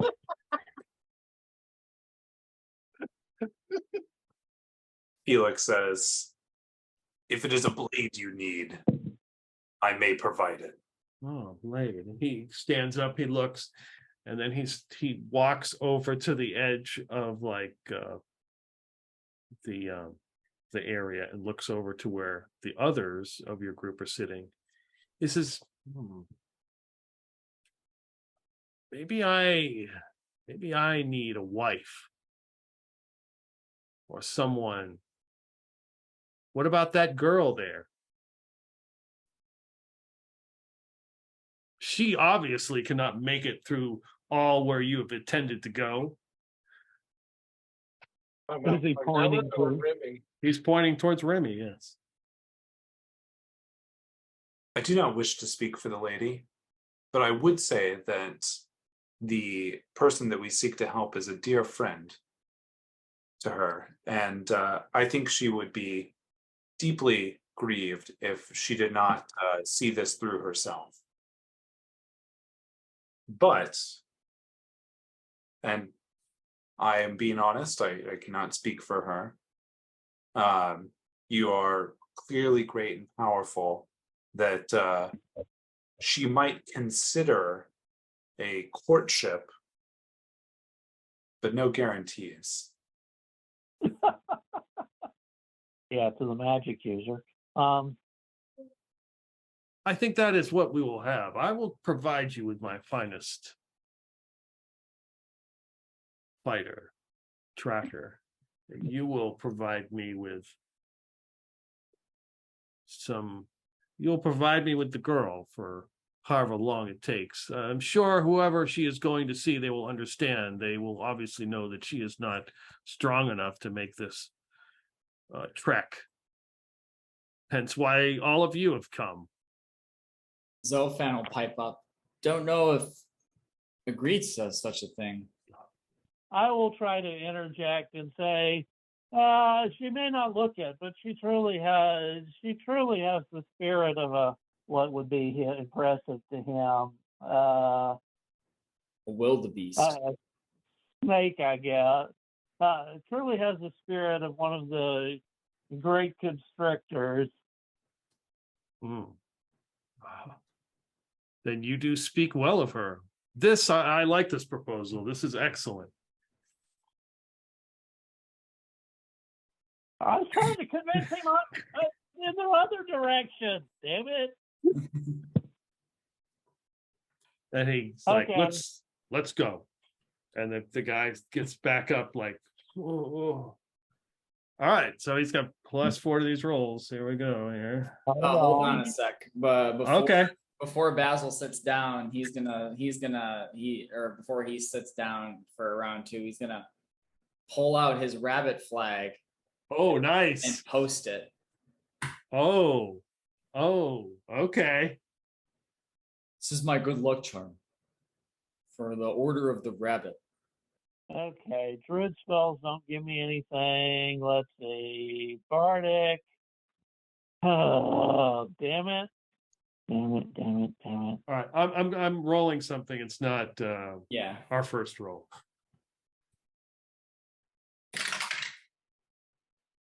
Oh, I got a 5. Okay, now I will roll. Oh, okay. That wasn't my roll. Okay, you beat me the first time.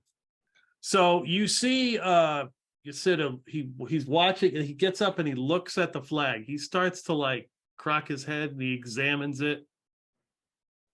He's looking at it. What? The flag that he just posted. Yeah, okay. My rabbit flag.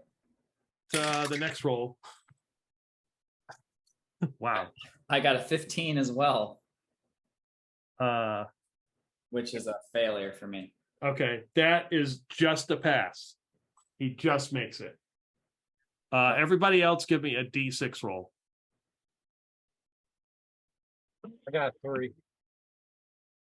One for Clintock and a one for Felix. A 5 for Zolf. 5. 5 for Orion. Okay.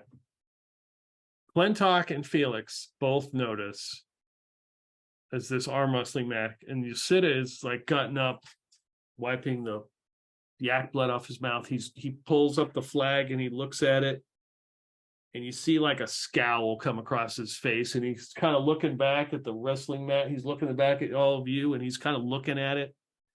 He doesn't look very happy. Uh-oh. Clintock will walk over and say, what displeases you so much? I figured a rabbit flag would be well received as your orders of the hare. I'm going to start off performance. In other words, I'm going to see if I can get long enough to try a charm attempt. Oh, Okay. shit. All right. So it's 1-1. Let's go. One. We'll continue in our. Okay. That's a fail for me. I got a success. Okay. So what'd you get? An 8. Okay. You're up 2-1. So you start performing. He looks at Felix and he's like, he points. He says, "This is a practitioner of the arcane here," pointing to the rabbit. "This is a symbol of the arcane." I didn't want. I wasn't sure if I should. He's talking to you, and it's like yak, meat, mead, blood, breath. It's horrible. He's like, "That beret one. He is shifty." All right, let's roll again. I got a 2. So it's definitely a success. All right. Yeah, he fails. Yeah, you drop him. Nice. Oh. Felix says, well, I think you mistake that the fine silver thread running through such a banner. The shimmer, I know, seems quite magical and arcane in origin, but I assure you it is nothing more than mundane silver, as mundane as silver is. Which I understand is not. Give me a 2d6 roll, add your charisma. 10. He looks at you and he's like, and then he sees Basil, just as Basil slams that guy's arm on the ground.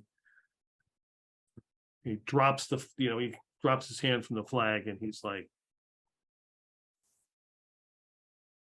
"I don't know. You will get someone in the morning very well. I don't. A lot of you will be gone in the morning when I rise." And he kind of gets up and looks at the guy who lost, slaps him in the top of the head, and makes his way to the left door. And the other guy gets up. The other guy tries to get up to like help him, but he like staggers and falls over. The guy opens the door and the Ye'Sider turns and just one look of disgust and walks to the door and closes it. Well, wasn't quite the way I'd hoped that would go, but we still did win. He was going to keep pushing until he couldn't push anymore and try to get something out of us. So it's like 2:30 in the morning. What are your plans? Maybe Well, we obviously- should camp away from this place to make sure that we're gone in the morning because he's displeased. Yes, Yes, definitely. Agreed. we should probably move out tonight so there's absolutely no chance he can misinterpret that, be gone when I get up, because I don't want him to get up to piss at 4 a.m. and claim that we Yeah. reneged on the deal. Or what if he gets up at 6 a.m. every day anyway? Yeah, because we're not. Like a certain paladin, right? Oh no, like Karn's already been sleeping in the chair. He's not paying any attention to what's going on because he gets up at 4 o'clock every morning. Oh, He's damn. up before the sun every day. Yeah, we're moving camp tonight. Okay. So you're gonna start making your way down the path tonight. Yeah, and send Karn and Felix further ahead with our intended betrothed one, just in case somebody gets bright ideas. Okay. And Felix says to the two of them, speak none of this to Remy. Yeah. Okay. All right. So you guys start making your way down the trail at like 2:30 a.m. Let's take a break right there. So somebody give me a 2d6 roll. 6. All right. D6. 1. All right. So you are leaving this sort of the throne area, the outside area, as Ye'Sider has gone inside. You guys are packing you're not really packing too much stuff up, but you're leaving. Yeah. And heading down the trail. How far are you going? That's a good question. I would imagine that we would go far enough to have get to like an area where we could like set up camp. However far that may be. So like if there's like an outcropping, but if there's like a flattened area where it kind of like the road gets really wide and we can park there, like I'd say we go there. But if like there's no path, none of that, we'd probably have to go down the mountain a bit. Probably at least a couple of miles, right? Like, Okay. Yeah. I was we thinking want to put a little bit of distance to be able to, if we hear them raise a hue and cry, have enough time to react. Yeah, I was thinking time rather than distance. I was thinking at least a half hour to an hour, but that would be a couple of miles, 2-3 miles. Well, I mean, if we're At moving night, at we 12 can't miles move an that hour fast. at nighttime, half an hour would be like 2 or 3 miles. Yeah. Well, we can't move that fast in the middle of the damn night. We're not hobgoblins with infravision. As we discovered when we raided the damn hobgoblin prison. But we that have was a one with us. clusterfuck. Right. That was a clusterfuck. Yeah, so he can lead, but yeah, 2-3, at least a couple of miles away, at least a half hour away. But we still gotta And rest is there a some. moon? Is there a moon up? Let me I look. don't even know about the moons here. Is there one moon, 2 moons, no moon? There's one. One moon. Yeah, so it's fairly clear. So I would say, oh wait, it's the next day. So I hadn't even done the weather. So we roll a D12. Great. So as you start to make your way, get the Yaks together and start heading, the trail kind of turns and heads down. The wind is picking up and it's blowing snow and sleet, making the passage a little bit kind of treacherous as you're moving down the dormant volcano, like winding down this path. You're about an hour in because it's going very slow because of all the, getting your shit together and getting people out. You're an hour in and everybody gets to make a dex roll. Wonderful. Karn passes.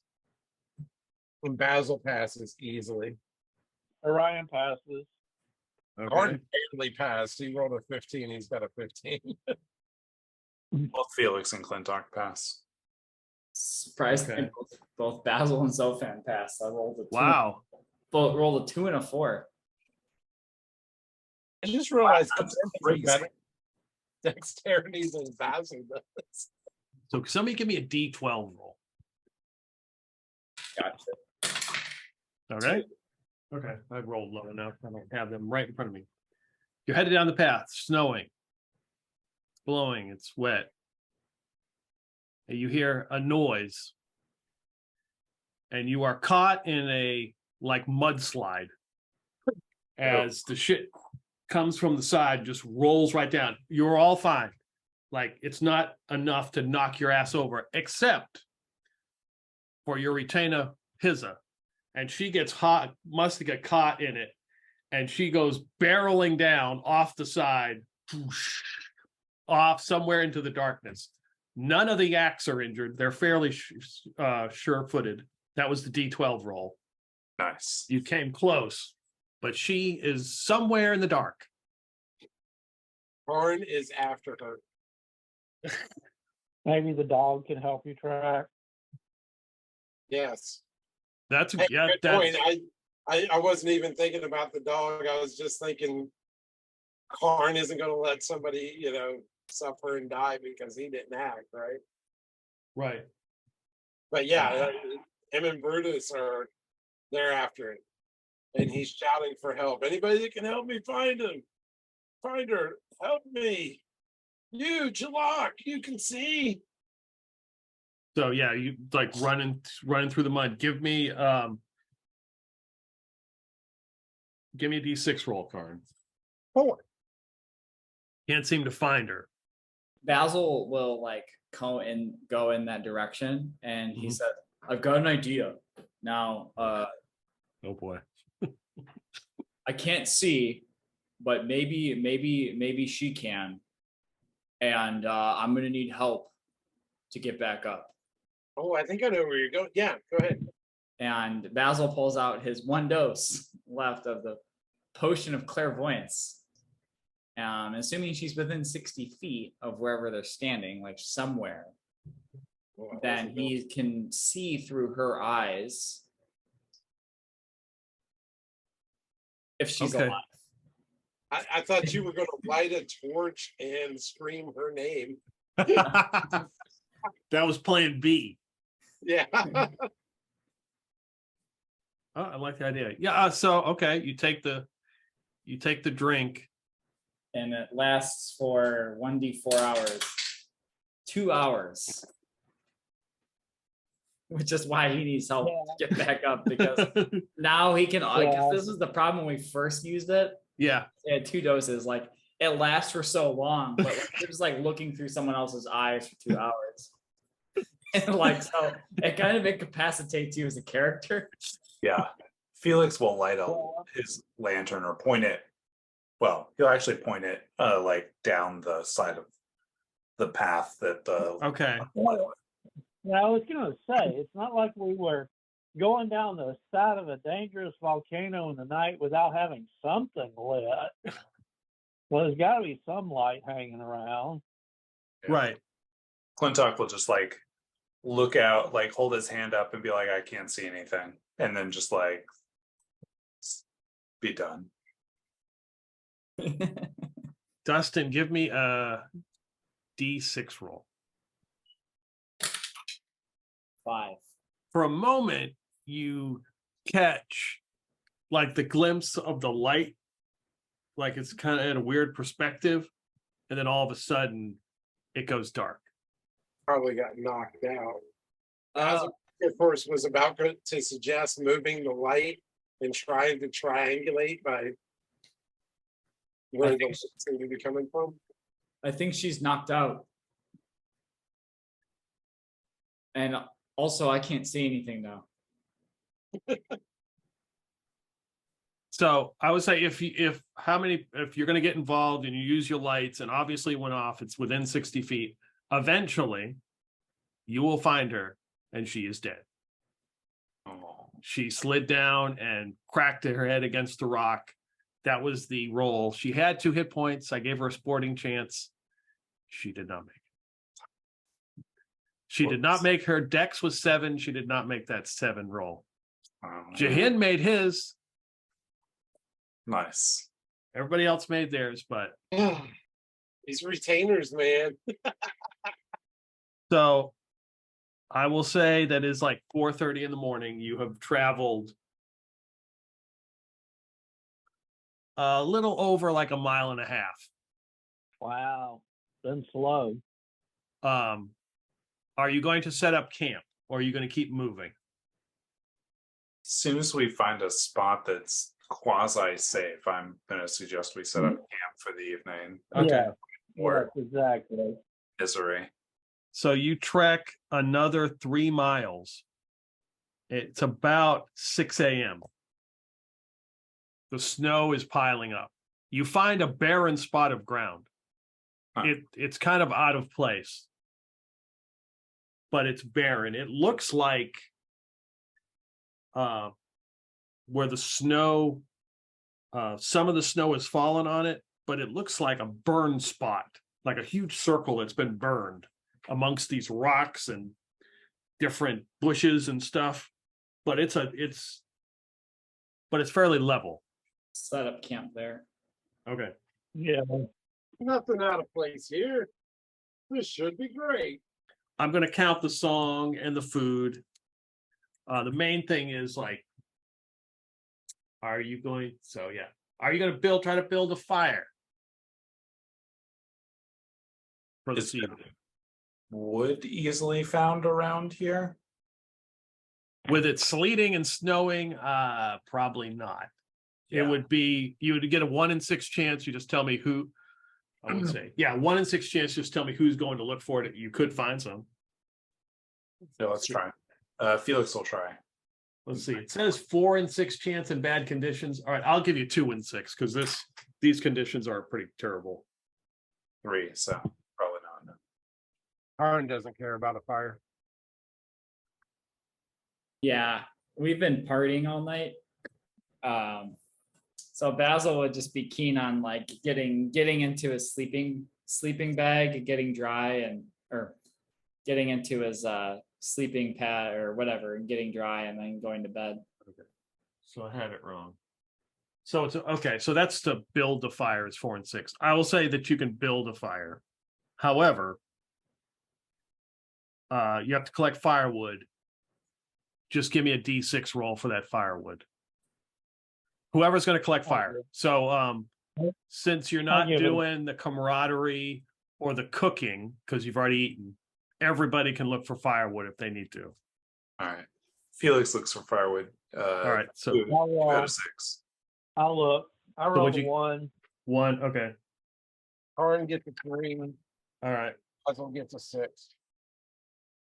3, 6. Okay. 4,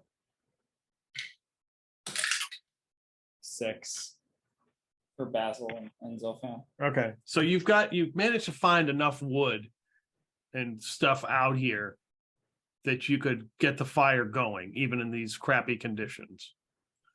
In normal circumstances, somebody would have to cook, so that person would be not able to get firewood. And then somebody would have to sing a song to build everybody's spirits. If everybody's tracking. All right, so it is winter. You have a campfire, a bedroll, and a tent. It's just a straight up con check. Oh, this isn't going to be good. Failed. Pass.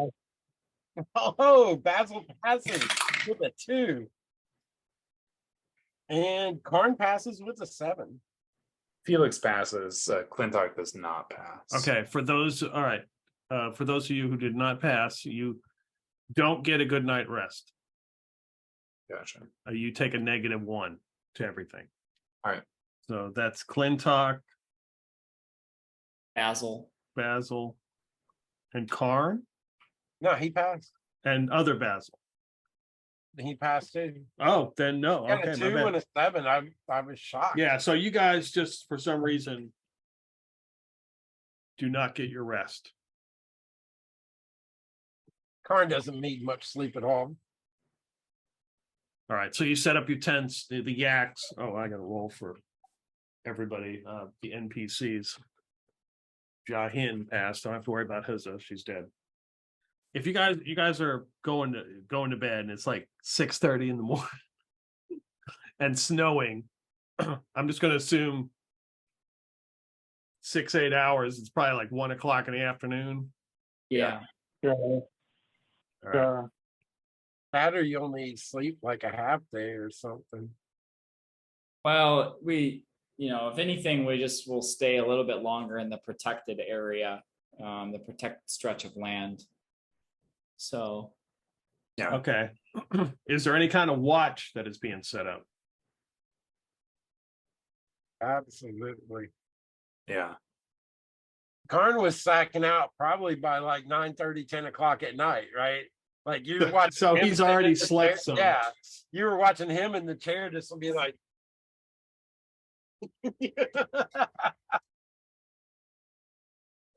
Felix offers to take one of the first watches, and Clintock offers to take the last watch, whatever that may be.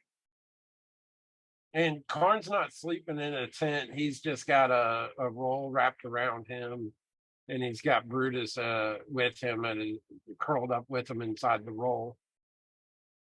So Okay. the dog will probably wake up and make noise if Karn isn't even on watch. All right. Because dogs. Yes. So considering where you are, Russell, give me a D6 roll. 4. Nothing disturbs you in your rest. You start your trek. Now, wasn't he supposed to send somebody down to meet us because of the wager? Yeah, but he may renege. well, we still need to get the banner as well, unless they send it with whoever. You wouldn't have left it there, would you? Oh, I thought it was like a banner that he was going to give us one, not necessarily like he had one that he Oh gave. yes, his banner. Oh, yeah. Oh, this banner, right? Yeah, his banner to fly. We would probably at least try to give him a chance to keep his word, wouldn't we? Yeah. Yeah. It would certainly make things easier for us. Yeah, and I mean, if he reneges, he reneges, but we got past.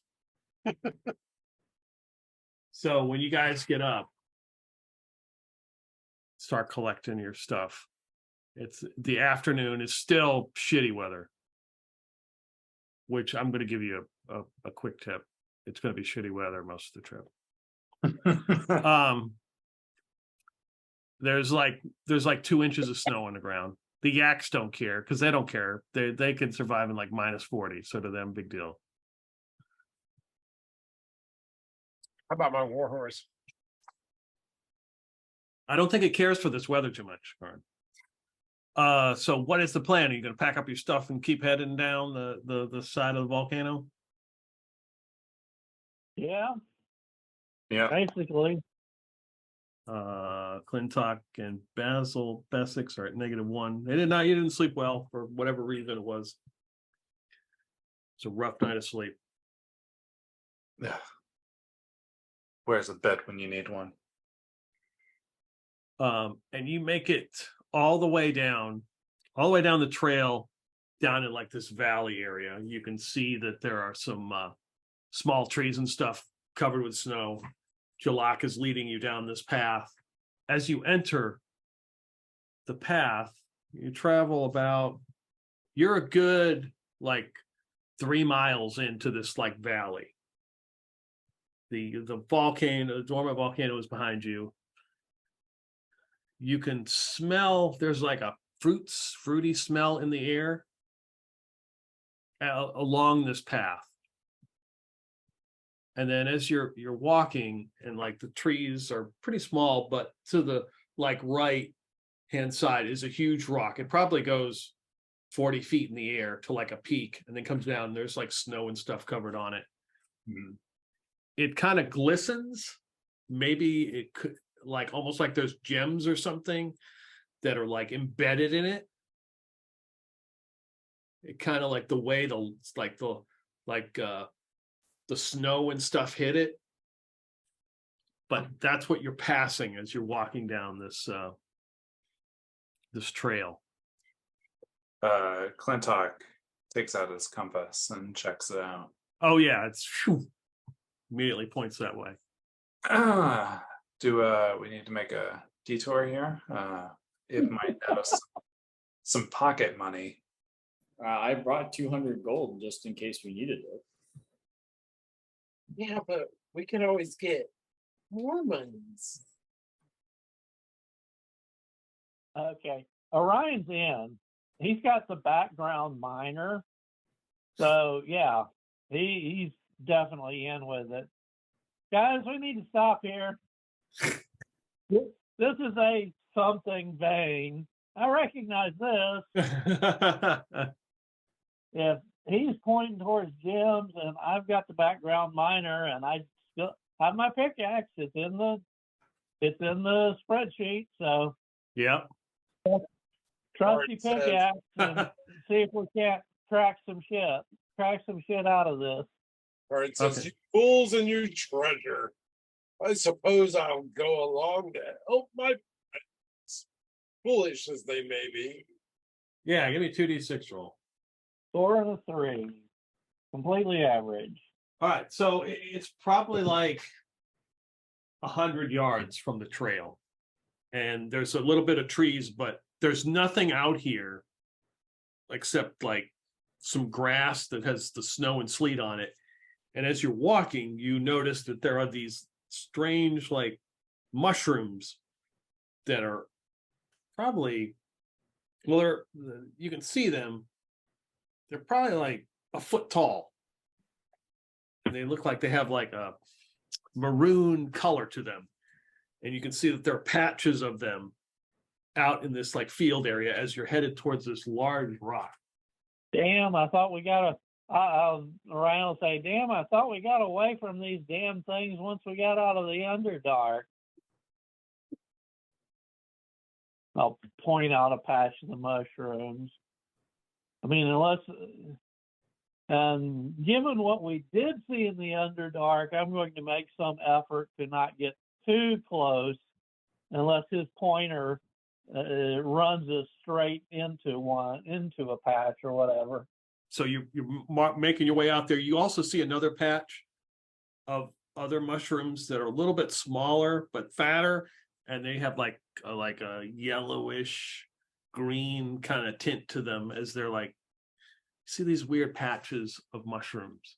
You get up to this large rock, snowing, and you can see that the rock has got looks like pieces of gem or something embedded in it.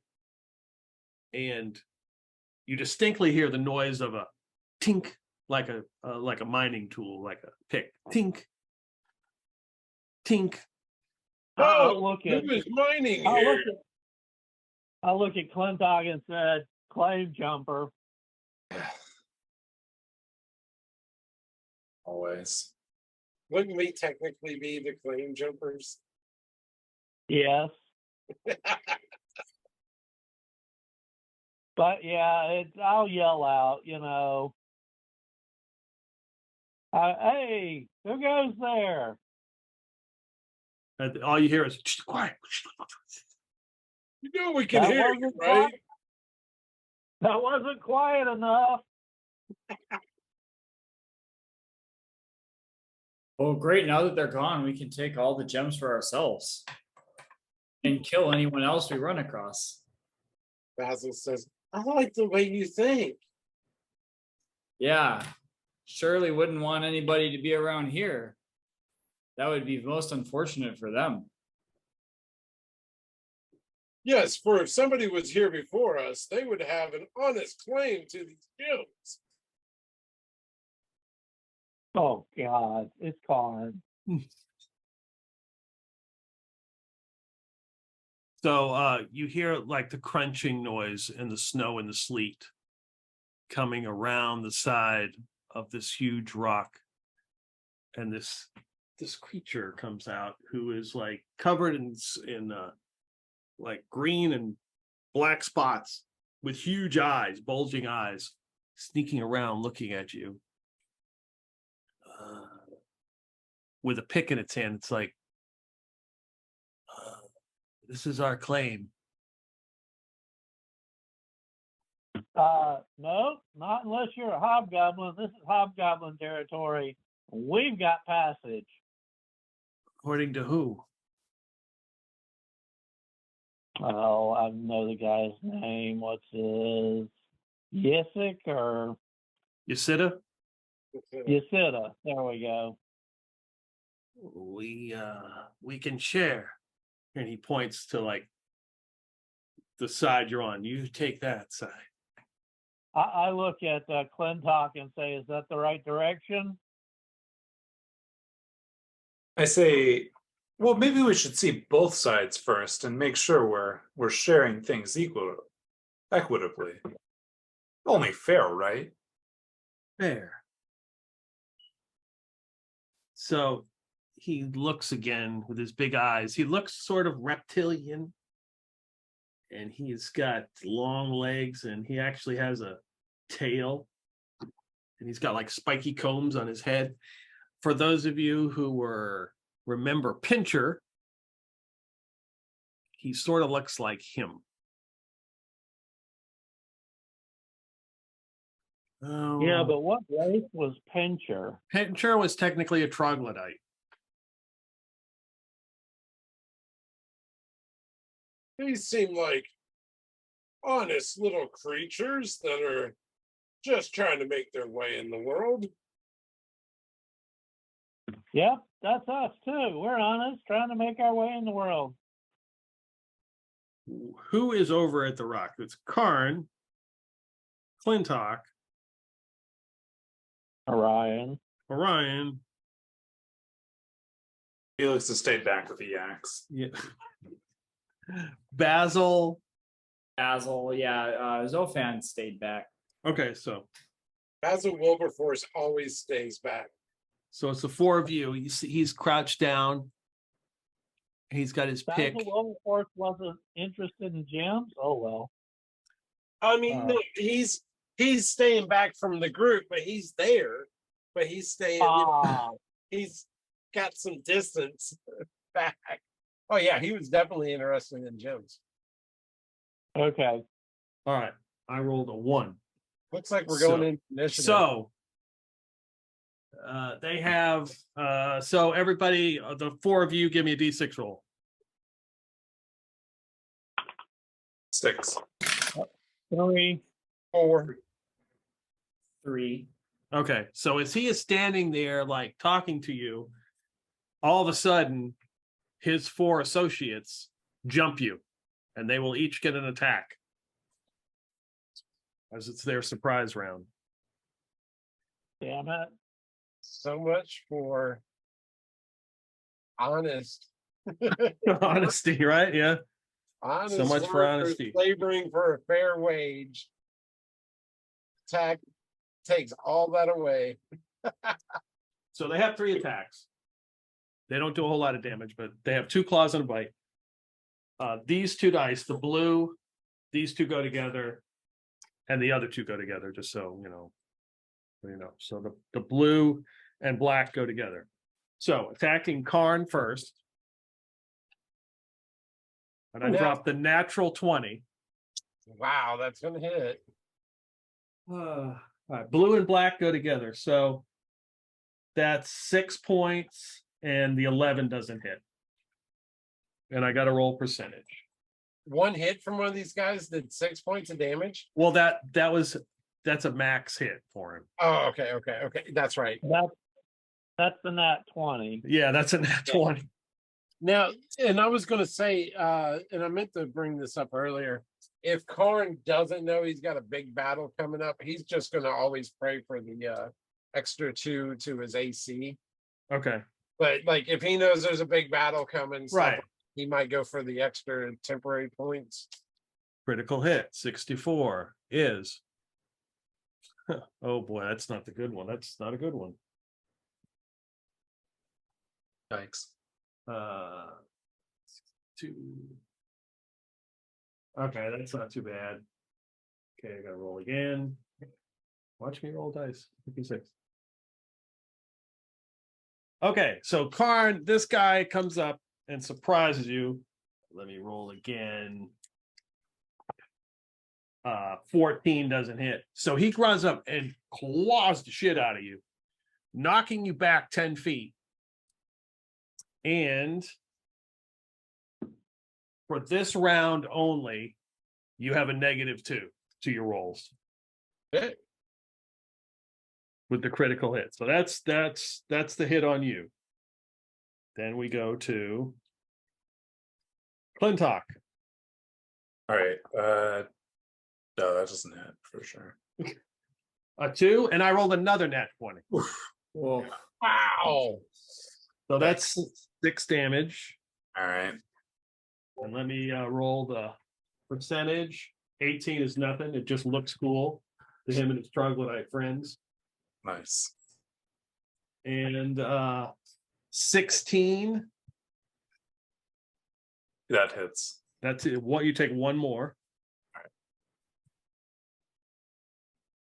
So that's all right. Orion, they got 3 back. Here we go. That's a miss, I'm pretty sure. But an 18 probably hits. Yeah, unfortunate. That's 4 damage. And then we go to the bite. That's a miss. And then we go to Basil. 5, that's a miss. 11, that's a miss. And another 11. So that other one completely, absolutely misses you. That is their surprise round. We roll initiative. I rolled a 3. I need to get this chart down because I can't see shit. Clintock roll for a 7. All right, you guys Okay, are up first. I have a question. All right. When we were at the tomb, I rolled for the recharge on my bird cloak, and it was 6 days, the maximum. Have we traveled for 6 days yet or not? Okay, let me look to see what's. I actually do have a map. I mean, a map. I do have a calendar. I can keep track of that. No, you haven't. 6 days have not passed. And by the way you're talking, the landscape here is pretty shitty and sparse, right? Yeah, it's fairly open except for the huge rock and the mushrooms. Druid spells are not going to be worth it. I mean, I guess. Wait a minute, or maybe they will be worth it. Nah. All right, just whip out we were already in hand to hand, whip out my spear and try to stab the bastard who stabbed me. The 15 hit. Oh yeah. Ooh, 2 damage. I give him a good scrape. 2 damage, that's 2 less than he had. I know, but his opening round was a little bit of a shocker. Basil's gonna slip on his iron knuckles and like go and try to like uppercut one of these troglodytes. Oh, man, I wish I got that roll earlier. It's a miss. It's a swing and a miss. All right. It was a 2. All right. Clintock takes one step back away from the guy who snuck up on him. Says, "You've knocked my beret askew."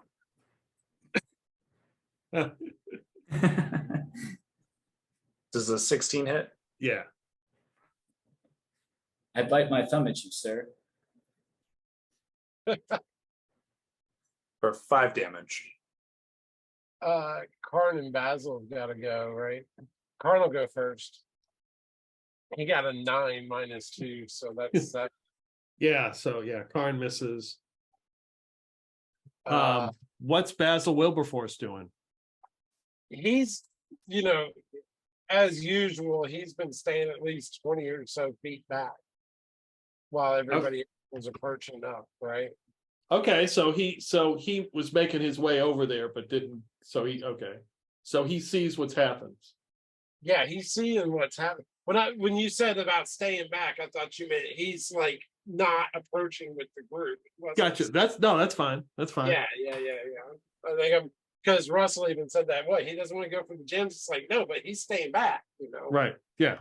He's no leader. He's a follower. I remember the last time that Yeah. Basil Wilberforce led. He's a bastard. Sneak. Yeah, with Crispin in front of him.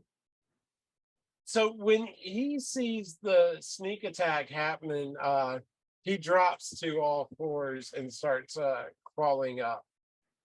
Okay. He's thinking of a sneak attack of his own, but it's going to take him. I figure it's going to take him a few seconds to get there at the very least. Okay. So you're on all fours sneaking up. He's sneaking up. Okay. And Karn, as he's swinging and missing because he's stumbling around from being knocked back 10 feet, it says, you did play a fair game up until that. Now Cuthbert must have your head. All right. So it is their attack. See if these dice show up. So Orion, we'll start with Orion. The 2 claws. Yeah, we can't really read that one, but that's a 16 plus 1 is 17. Damn it. That's 1 damage as you are clawed. Okay. The next attack is a 5. So he tries to bite you, he misses. And we go to Clintock. Both of those are misses. That's a 5. And a 3. Miss. Karn. 12. And a nat 1. No. I will have to roll to see how the nat 1 turns out. We need another one to balance off those damn 20s. So he just embarrasses himself. And then the bite is a miss. No. So 12, that missed, right? On Karn. Oh, yeah. Okay. Absolutely. Basil Bessex, 5. Nat 20. As you can see that's max damage. That's going to be 8 points. All right. So as he claws at you. What is it with these? And then that's another miss. So you've all got hit. They're all up in your face, melee attacks. Save versus poison before we begin the next round. Oh, they are Trogs. Who has Fucking to save hell. versus poison? Everybody. Except for Basil Wilberforce. He's not there yet. Yeah. We want to get above. Yep. Now Karn gets a +2 to saves versus poison. And his save is an 8, so all he's got to get is a 6 or better. Basil passed. He got an 11. Clintock passed. All right. If you failed, you have a -2 for the next round. No, no, while you're in melee, so you have a -2 while you're fighting him. If you pass, you're good. Yep. All right. So we Okay. go to the next round.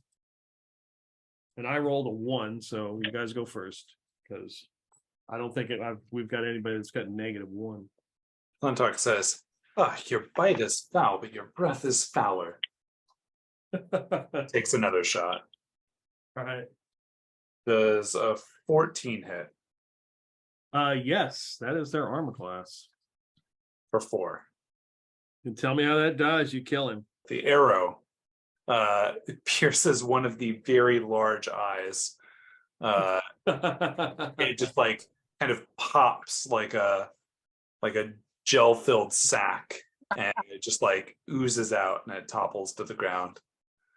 And maybe a little bit leaks onto Clintock, and he just tries to brush it away. All right, 1 down. All right. I'll give a try to spear another one. Okay, that's a 16. That hits. And that's 3. Okay. Scraping away at him. Yep. All righty. Take for Basil Wilberforce to get up behind the one who distracted us. Yeah, you can make an attack because he's kind of stepped away. watching everything that's gone on, thinking that this is going to be a big score for them. Yeah, Basil Wilberforce is coming up behind him with that magic dagger that he's got. Nice. I got 15. That's a hit.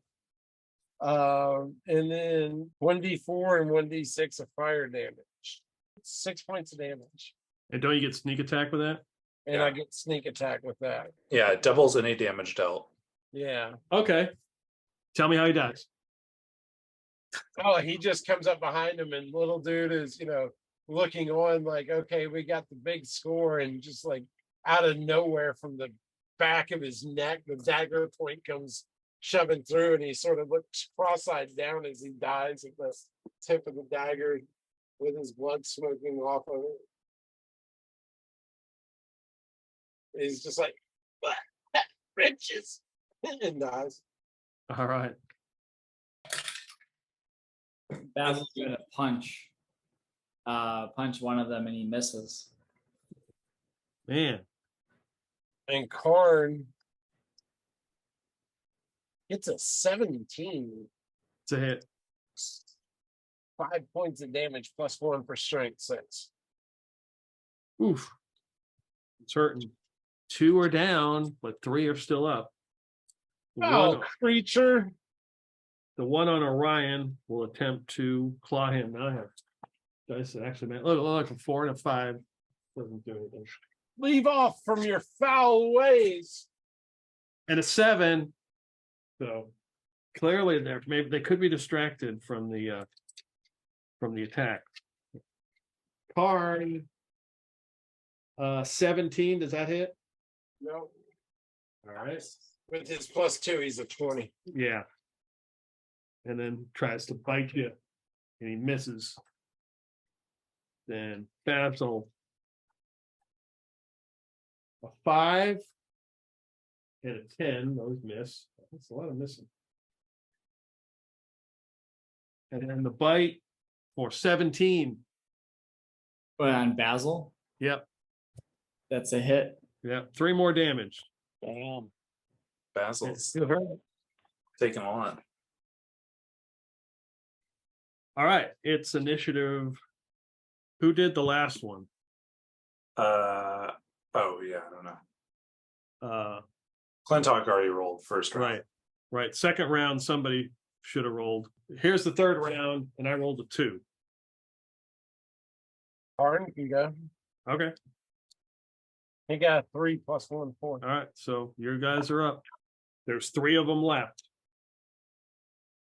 Basil's gonna try to punch him again, just frustrated that this thing keeps hitting him.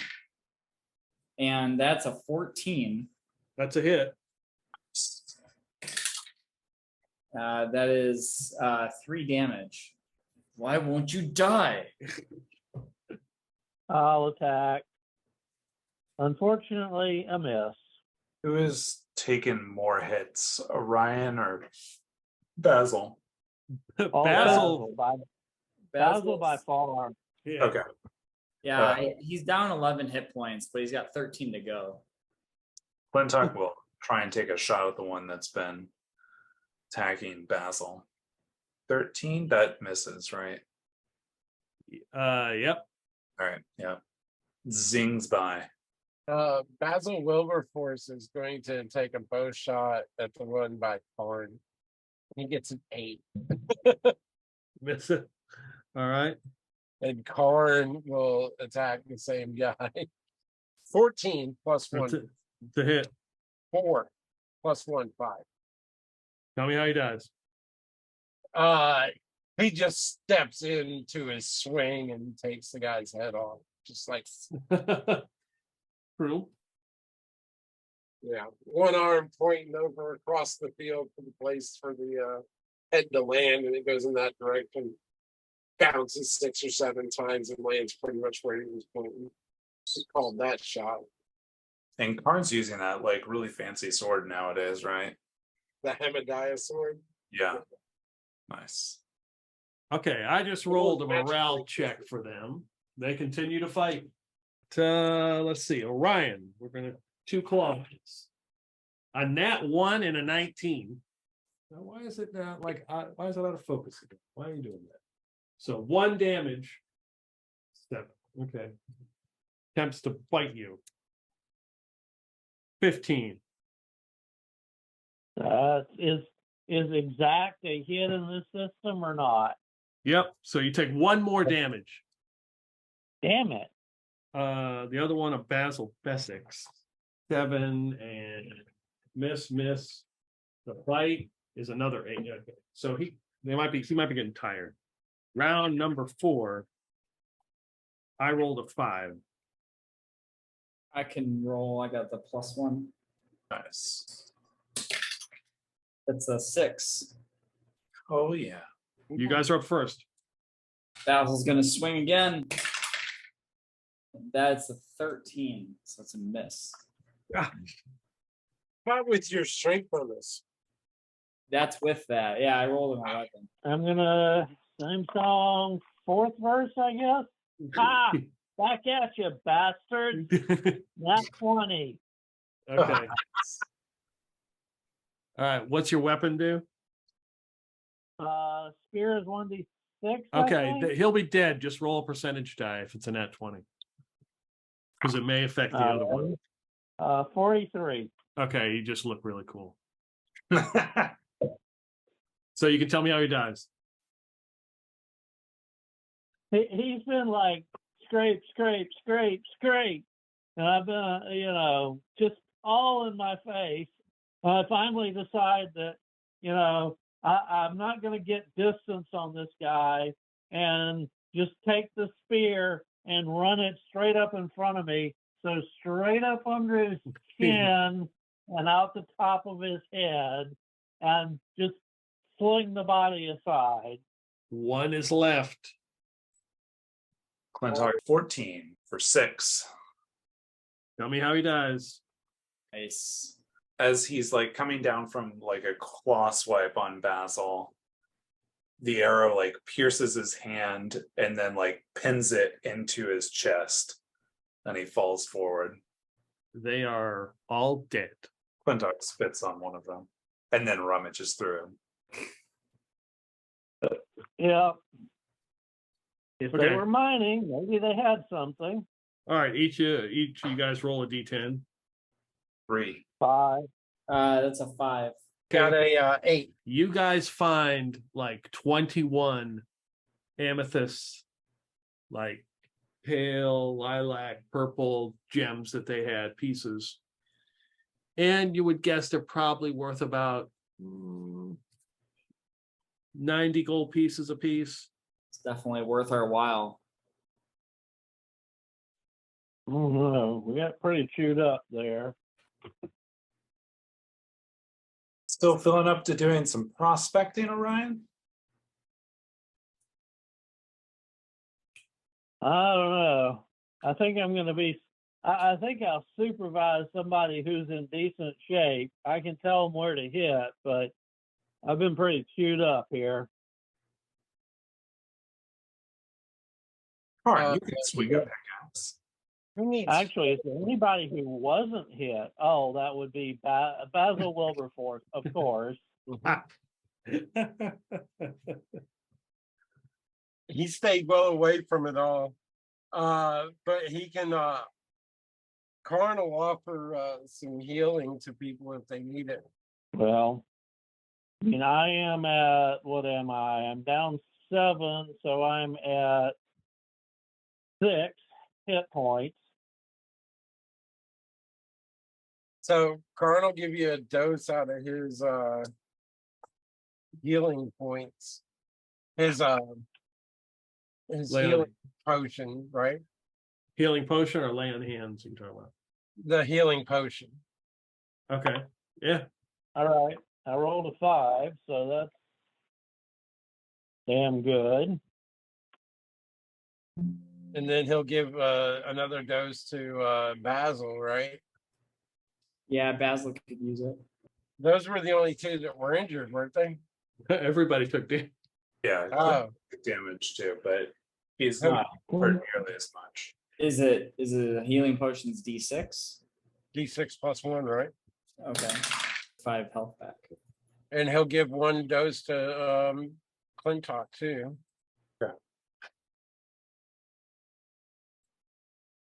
For a total of 4. And who's down still? I'm still down 1. But you can heal that in a day. How about Basil? Yeah. Basil's down 6 still. And what about Clintock? Down 3. And he can heal 6 points. Yeah. So he'll lay on hands and 3 points for each Basil and Nice. Karn, I'm indebted to you. I think no, you're not. You're indebted to Cuthbert. He always looks out for everybody.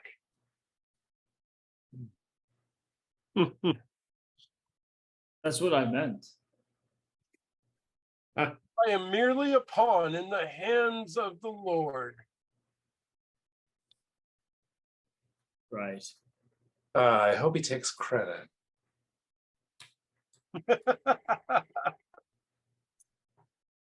Even All those right, of you well, without a soul can benefit. Given that I'm feeling a bit better, I'll look at Clintock and say, sure, we'll have to go slow, but I'm up for a little at least.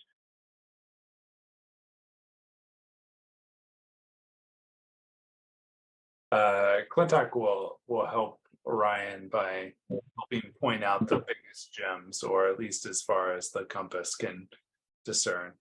So there's a couple like at eye level, but by the time you would, work on it, it probably wouldn't be worth your time. There's some that is a decent size, like 20 feet up, that you'd have to climb up to get.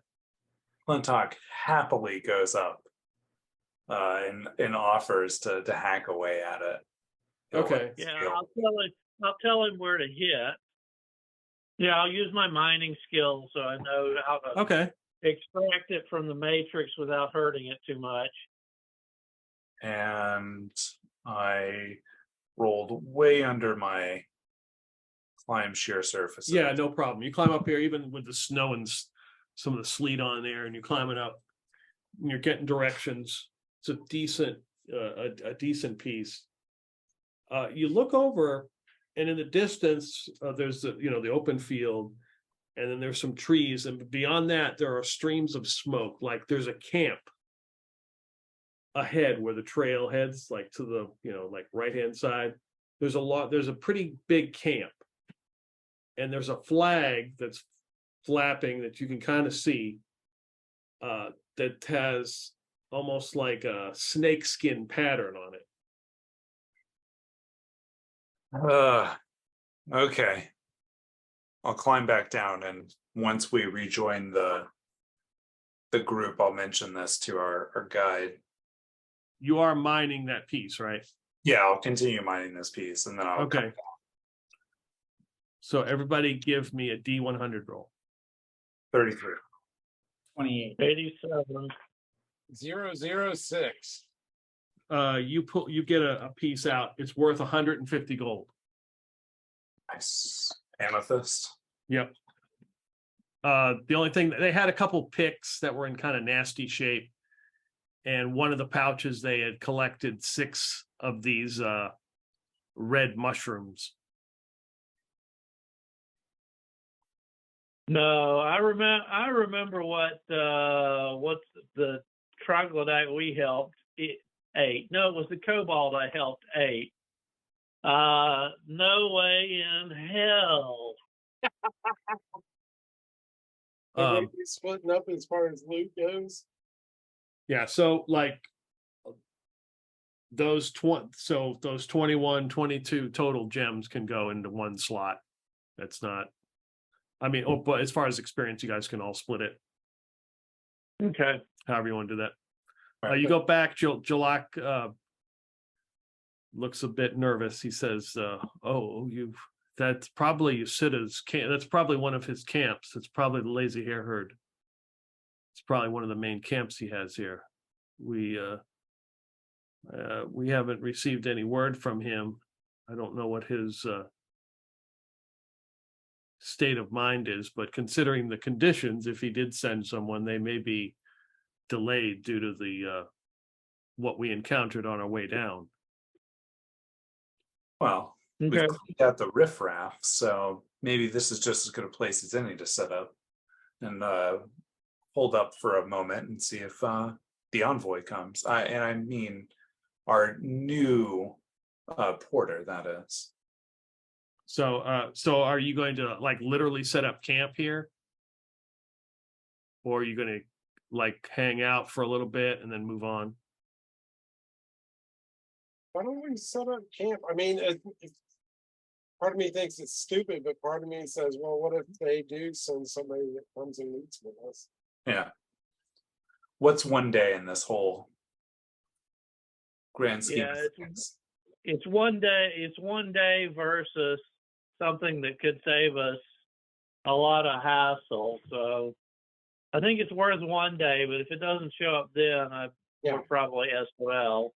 Agreed. One day is Yeah. about the maximum, but we haven't really waited. Probably like right next to this huge rock and these mushrooms is probably a good place to set up your camp. Okay. If you wish to do that. Sure. All right. So what has to be done is build a fire. Somebody's got to cook the food. And somebody's got to do so cooking the food is a wisdom check. So you roll under your wisdom, they've cooked you a good meal, and that means you get a +1 to your roll when you're trying to pass your sleep roll. Then there's going to be a charisma check for camaraderie. Basically, somebody sings a song or something, and that could be a plus to your roll. Well, that's sort of my bailiwick. So Right. So whoever is going to cook. Karn's got a 13 wisdom. It's got better or worse. Basil, Zofan, neither of them have wisdom or charisma. So they're not going to be they would make for poor entertainment and a poor cook. So actually, I roll a 1 on my camaraderie check, Okay. on the charisma check. Roll So a 4 on my cooking. So what does that look like? What are you doing to lift everybody's spirits here when it's sleeting and snowing? I think I will recount some of the glory days of the past, like when we freed our first slaves down in the Underdark, and Karn fought one of those strange giants and slew it and threw it down the ramp, and the rest of us, fought I forget what it was, creatures down in the Underdark, and freed, Port Torjan, rest in peace, his memory rests in peace, and the other slaves there. A tear comes to Basil's eyes as he remembers all the slaves that died that day. And ponders what would have happened if he would have tried to jump through instead of pushing that one slave through.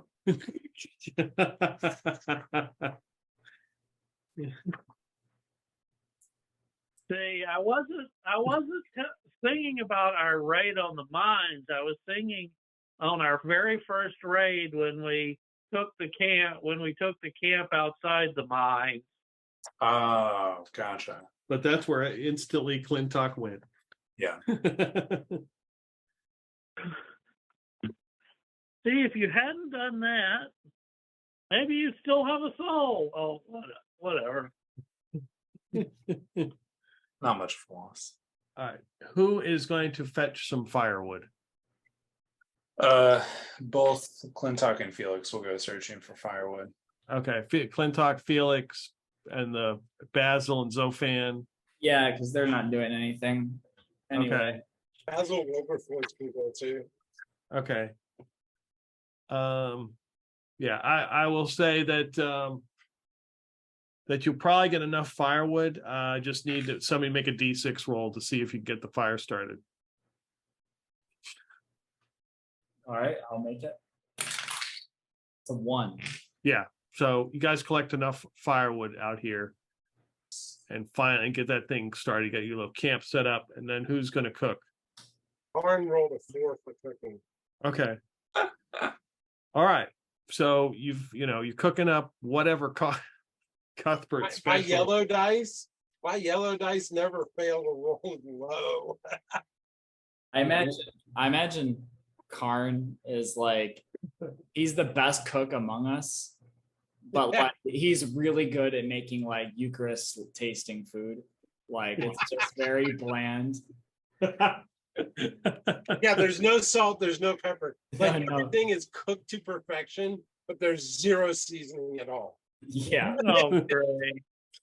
It's soldier Right. campfire food, right? So it keeps us alive, but makes us hate it. But you're like, wow, that is really well cooked. Like you can't deny it, you can't dispute it. Now, if you sprinkle a little salt and pepper on there, you'll be fine. But seasonings are not the Lord's way. That's how you get pampered. Get All right. soft. The Lord put herbs on this world to be used. For the weak. Becomes nightfall. I'm assuming you've got watches. How are the watches organized as it becomes night? I'll take first. Felix will take second, and Clintock once again will offer to take last before anyone asks him.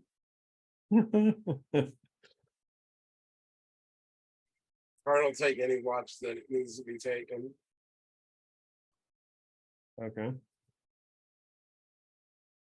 Basil Wilberforce will try to duck watch, but he'll take one if he has to.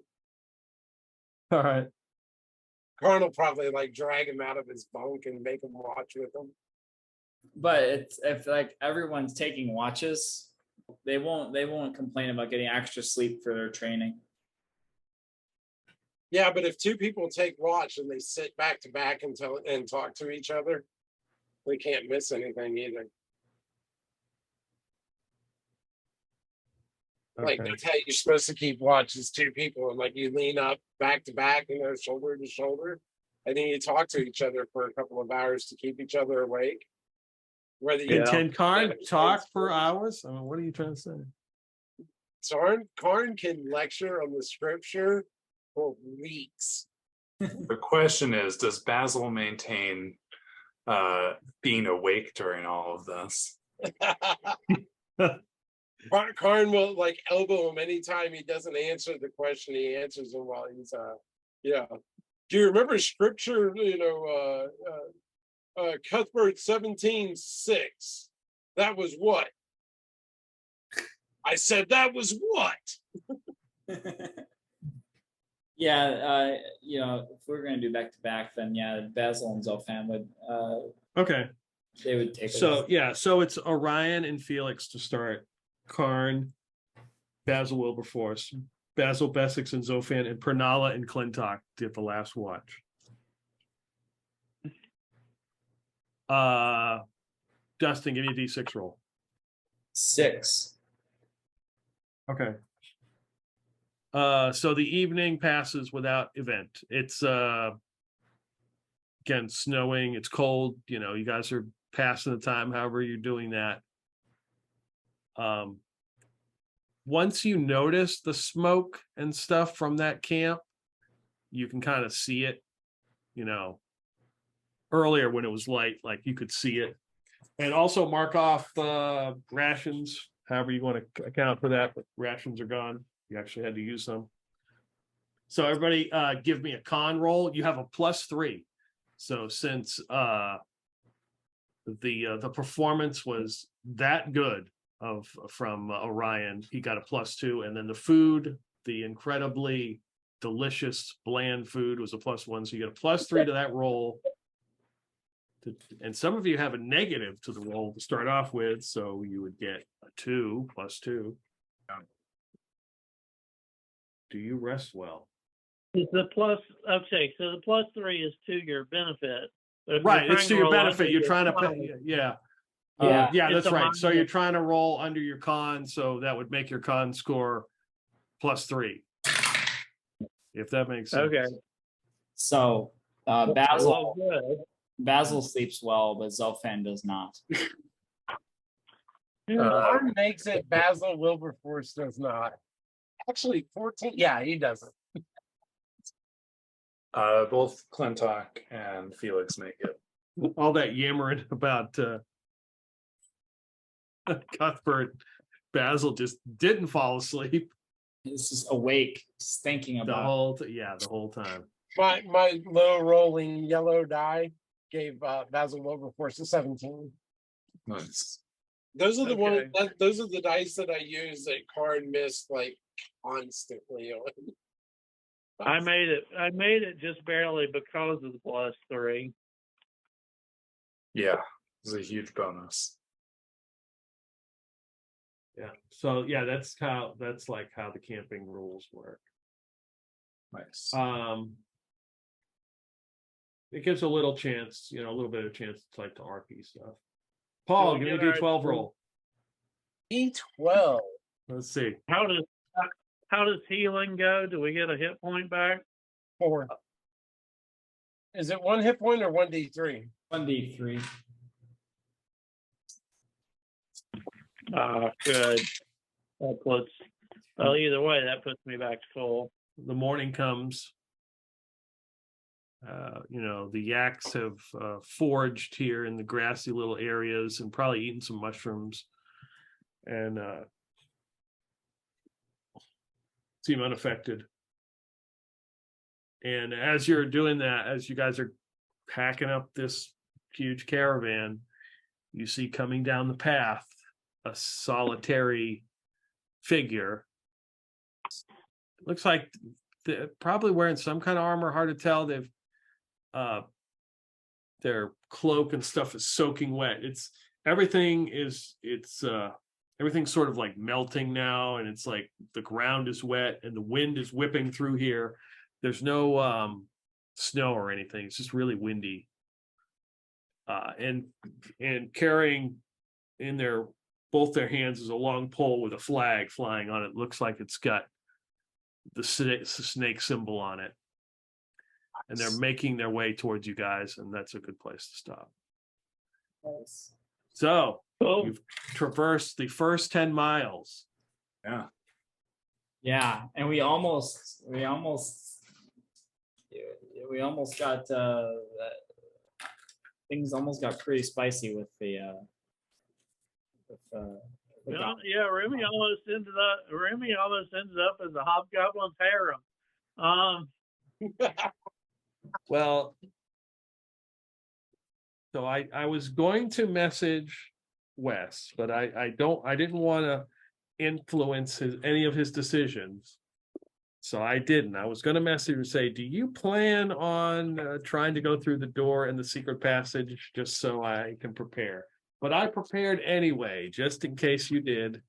I had a little map drawn, and Nice. I was like, I kept waiting for you to say, okay, so they're inebriated. Can I go through the middle door? Can I go?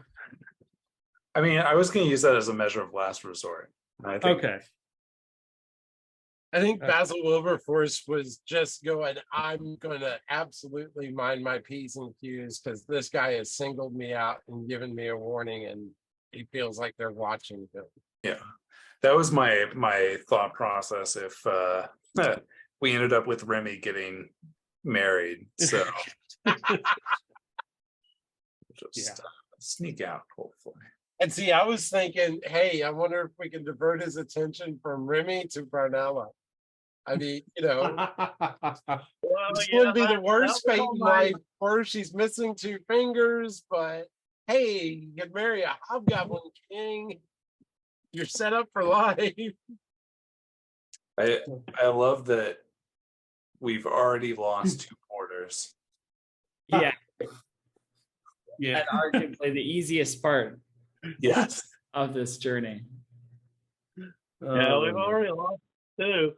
We've already lost the extra yak, by damn it.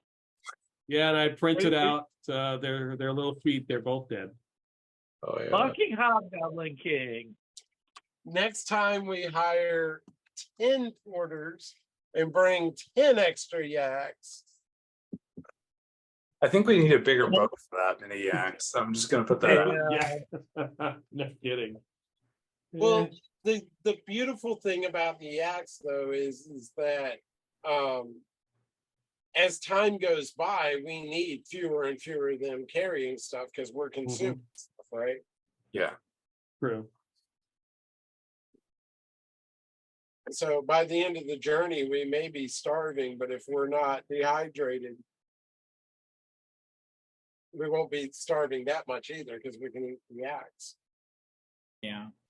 And we can also drink their blood. So there you go. Problem solved. Yeah, and every day we've knocked off pints of the water that we're drinking, so their encumbrance goes No, down. actually, this was one of these YouTube finds. You can make blood sausage out of blood and oatmeal and various other ingredients. So we can make, and I said I bought oatmeal. So when a yak goes down, we'll make blood sausage out of the yak and cook it up and have our meal. Yeah, I mean, since you got oats, we can make yak haggis if we need be. Yeah. Yeah, I figured that Basil would have bought oats and grains for Karn's horns too. So he's got oat and grain for 3 weeks on one of the yaks for Karn's horns. Yeah. I guess. Let's see. We don't have any of the spices, but let's see. What do we call it? I mean, Let's see. If Karn's doing the cooking, it's not like we need spices. I didn't know. I didn't really want to push into a sort of a player versus player competition because Ye'Sider wanted, the 2 he perceived as the weakest to fight it out. He was about to give Basil a weapon just to see what would happen. But I figured, these guys can handle it. They know what they're doing. Yeah. I was just glad that I'd had Basil Wilberforce make that rubbing off the cake. Yeah, but the stuff, the offerings were good. That was good. That was well done. He just got really suspicious. He just kept pushing. Yeah. Well, I mean, he was drinking a lot, and I made a roll, basically an intelligence roll to see if he would recognize the rabbit flag, like what it was or what it meant. And that was the roll. He rolled a 5. So, it basically was a 1 to 5 on a D20. He didn't recognize it, but he was suspicious of it. He was like, "Oh, this is something." Yeah. So that's when he became suspicious. Yeah. I thought for a second we were going to get into combat. I thought we were going to have a fight. Yeah. And I made sure I kept mentioning the whole fact that it's a 200-foot drop. And if you remember the other hobgoblin, he told him that he got pissed off with somebody and knocked him off. Yeah. Oh yeah, terrain modifiers. Wilberforce was extremely worried and concerned the entire time. Karn took a nap. He's ready to wake up and fight any given moment of any given day. So that was the first thing. The first random thing you ran into was the mudslide. And the second random thing you ran into was the troglodytes. There we go. So, and you had no random encounters at night. So, and now you're at the camp here, and presumably this guy's coming to give you, he's going to be helping you, and he's got a banner. So, Yeah. it's going to be Basil's new best friend. Let's hope our hobgoblins get along. Yeah. Hopefully. All right. Have a good night. all right, guys, appreciate it. Not everyone. Yep. Good one.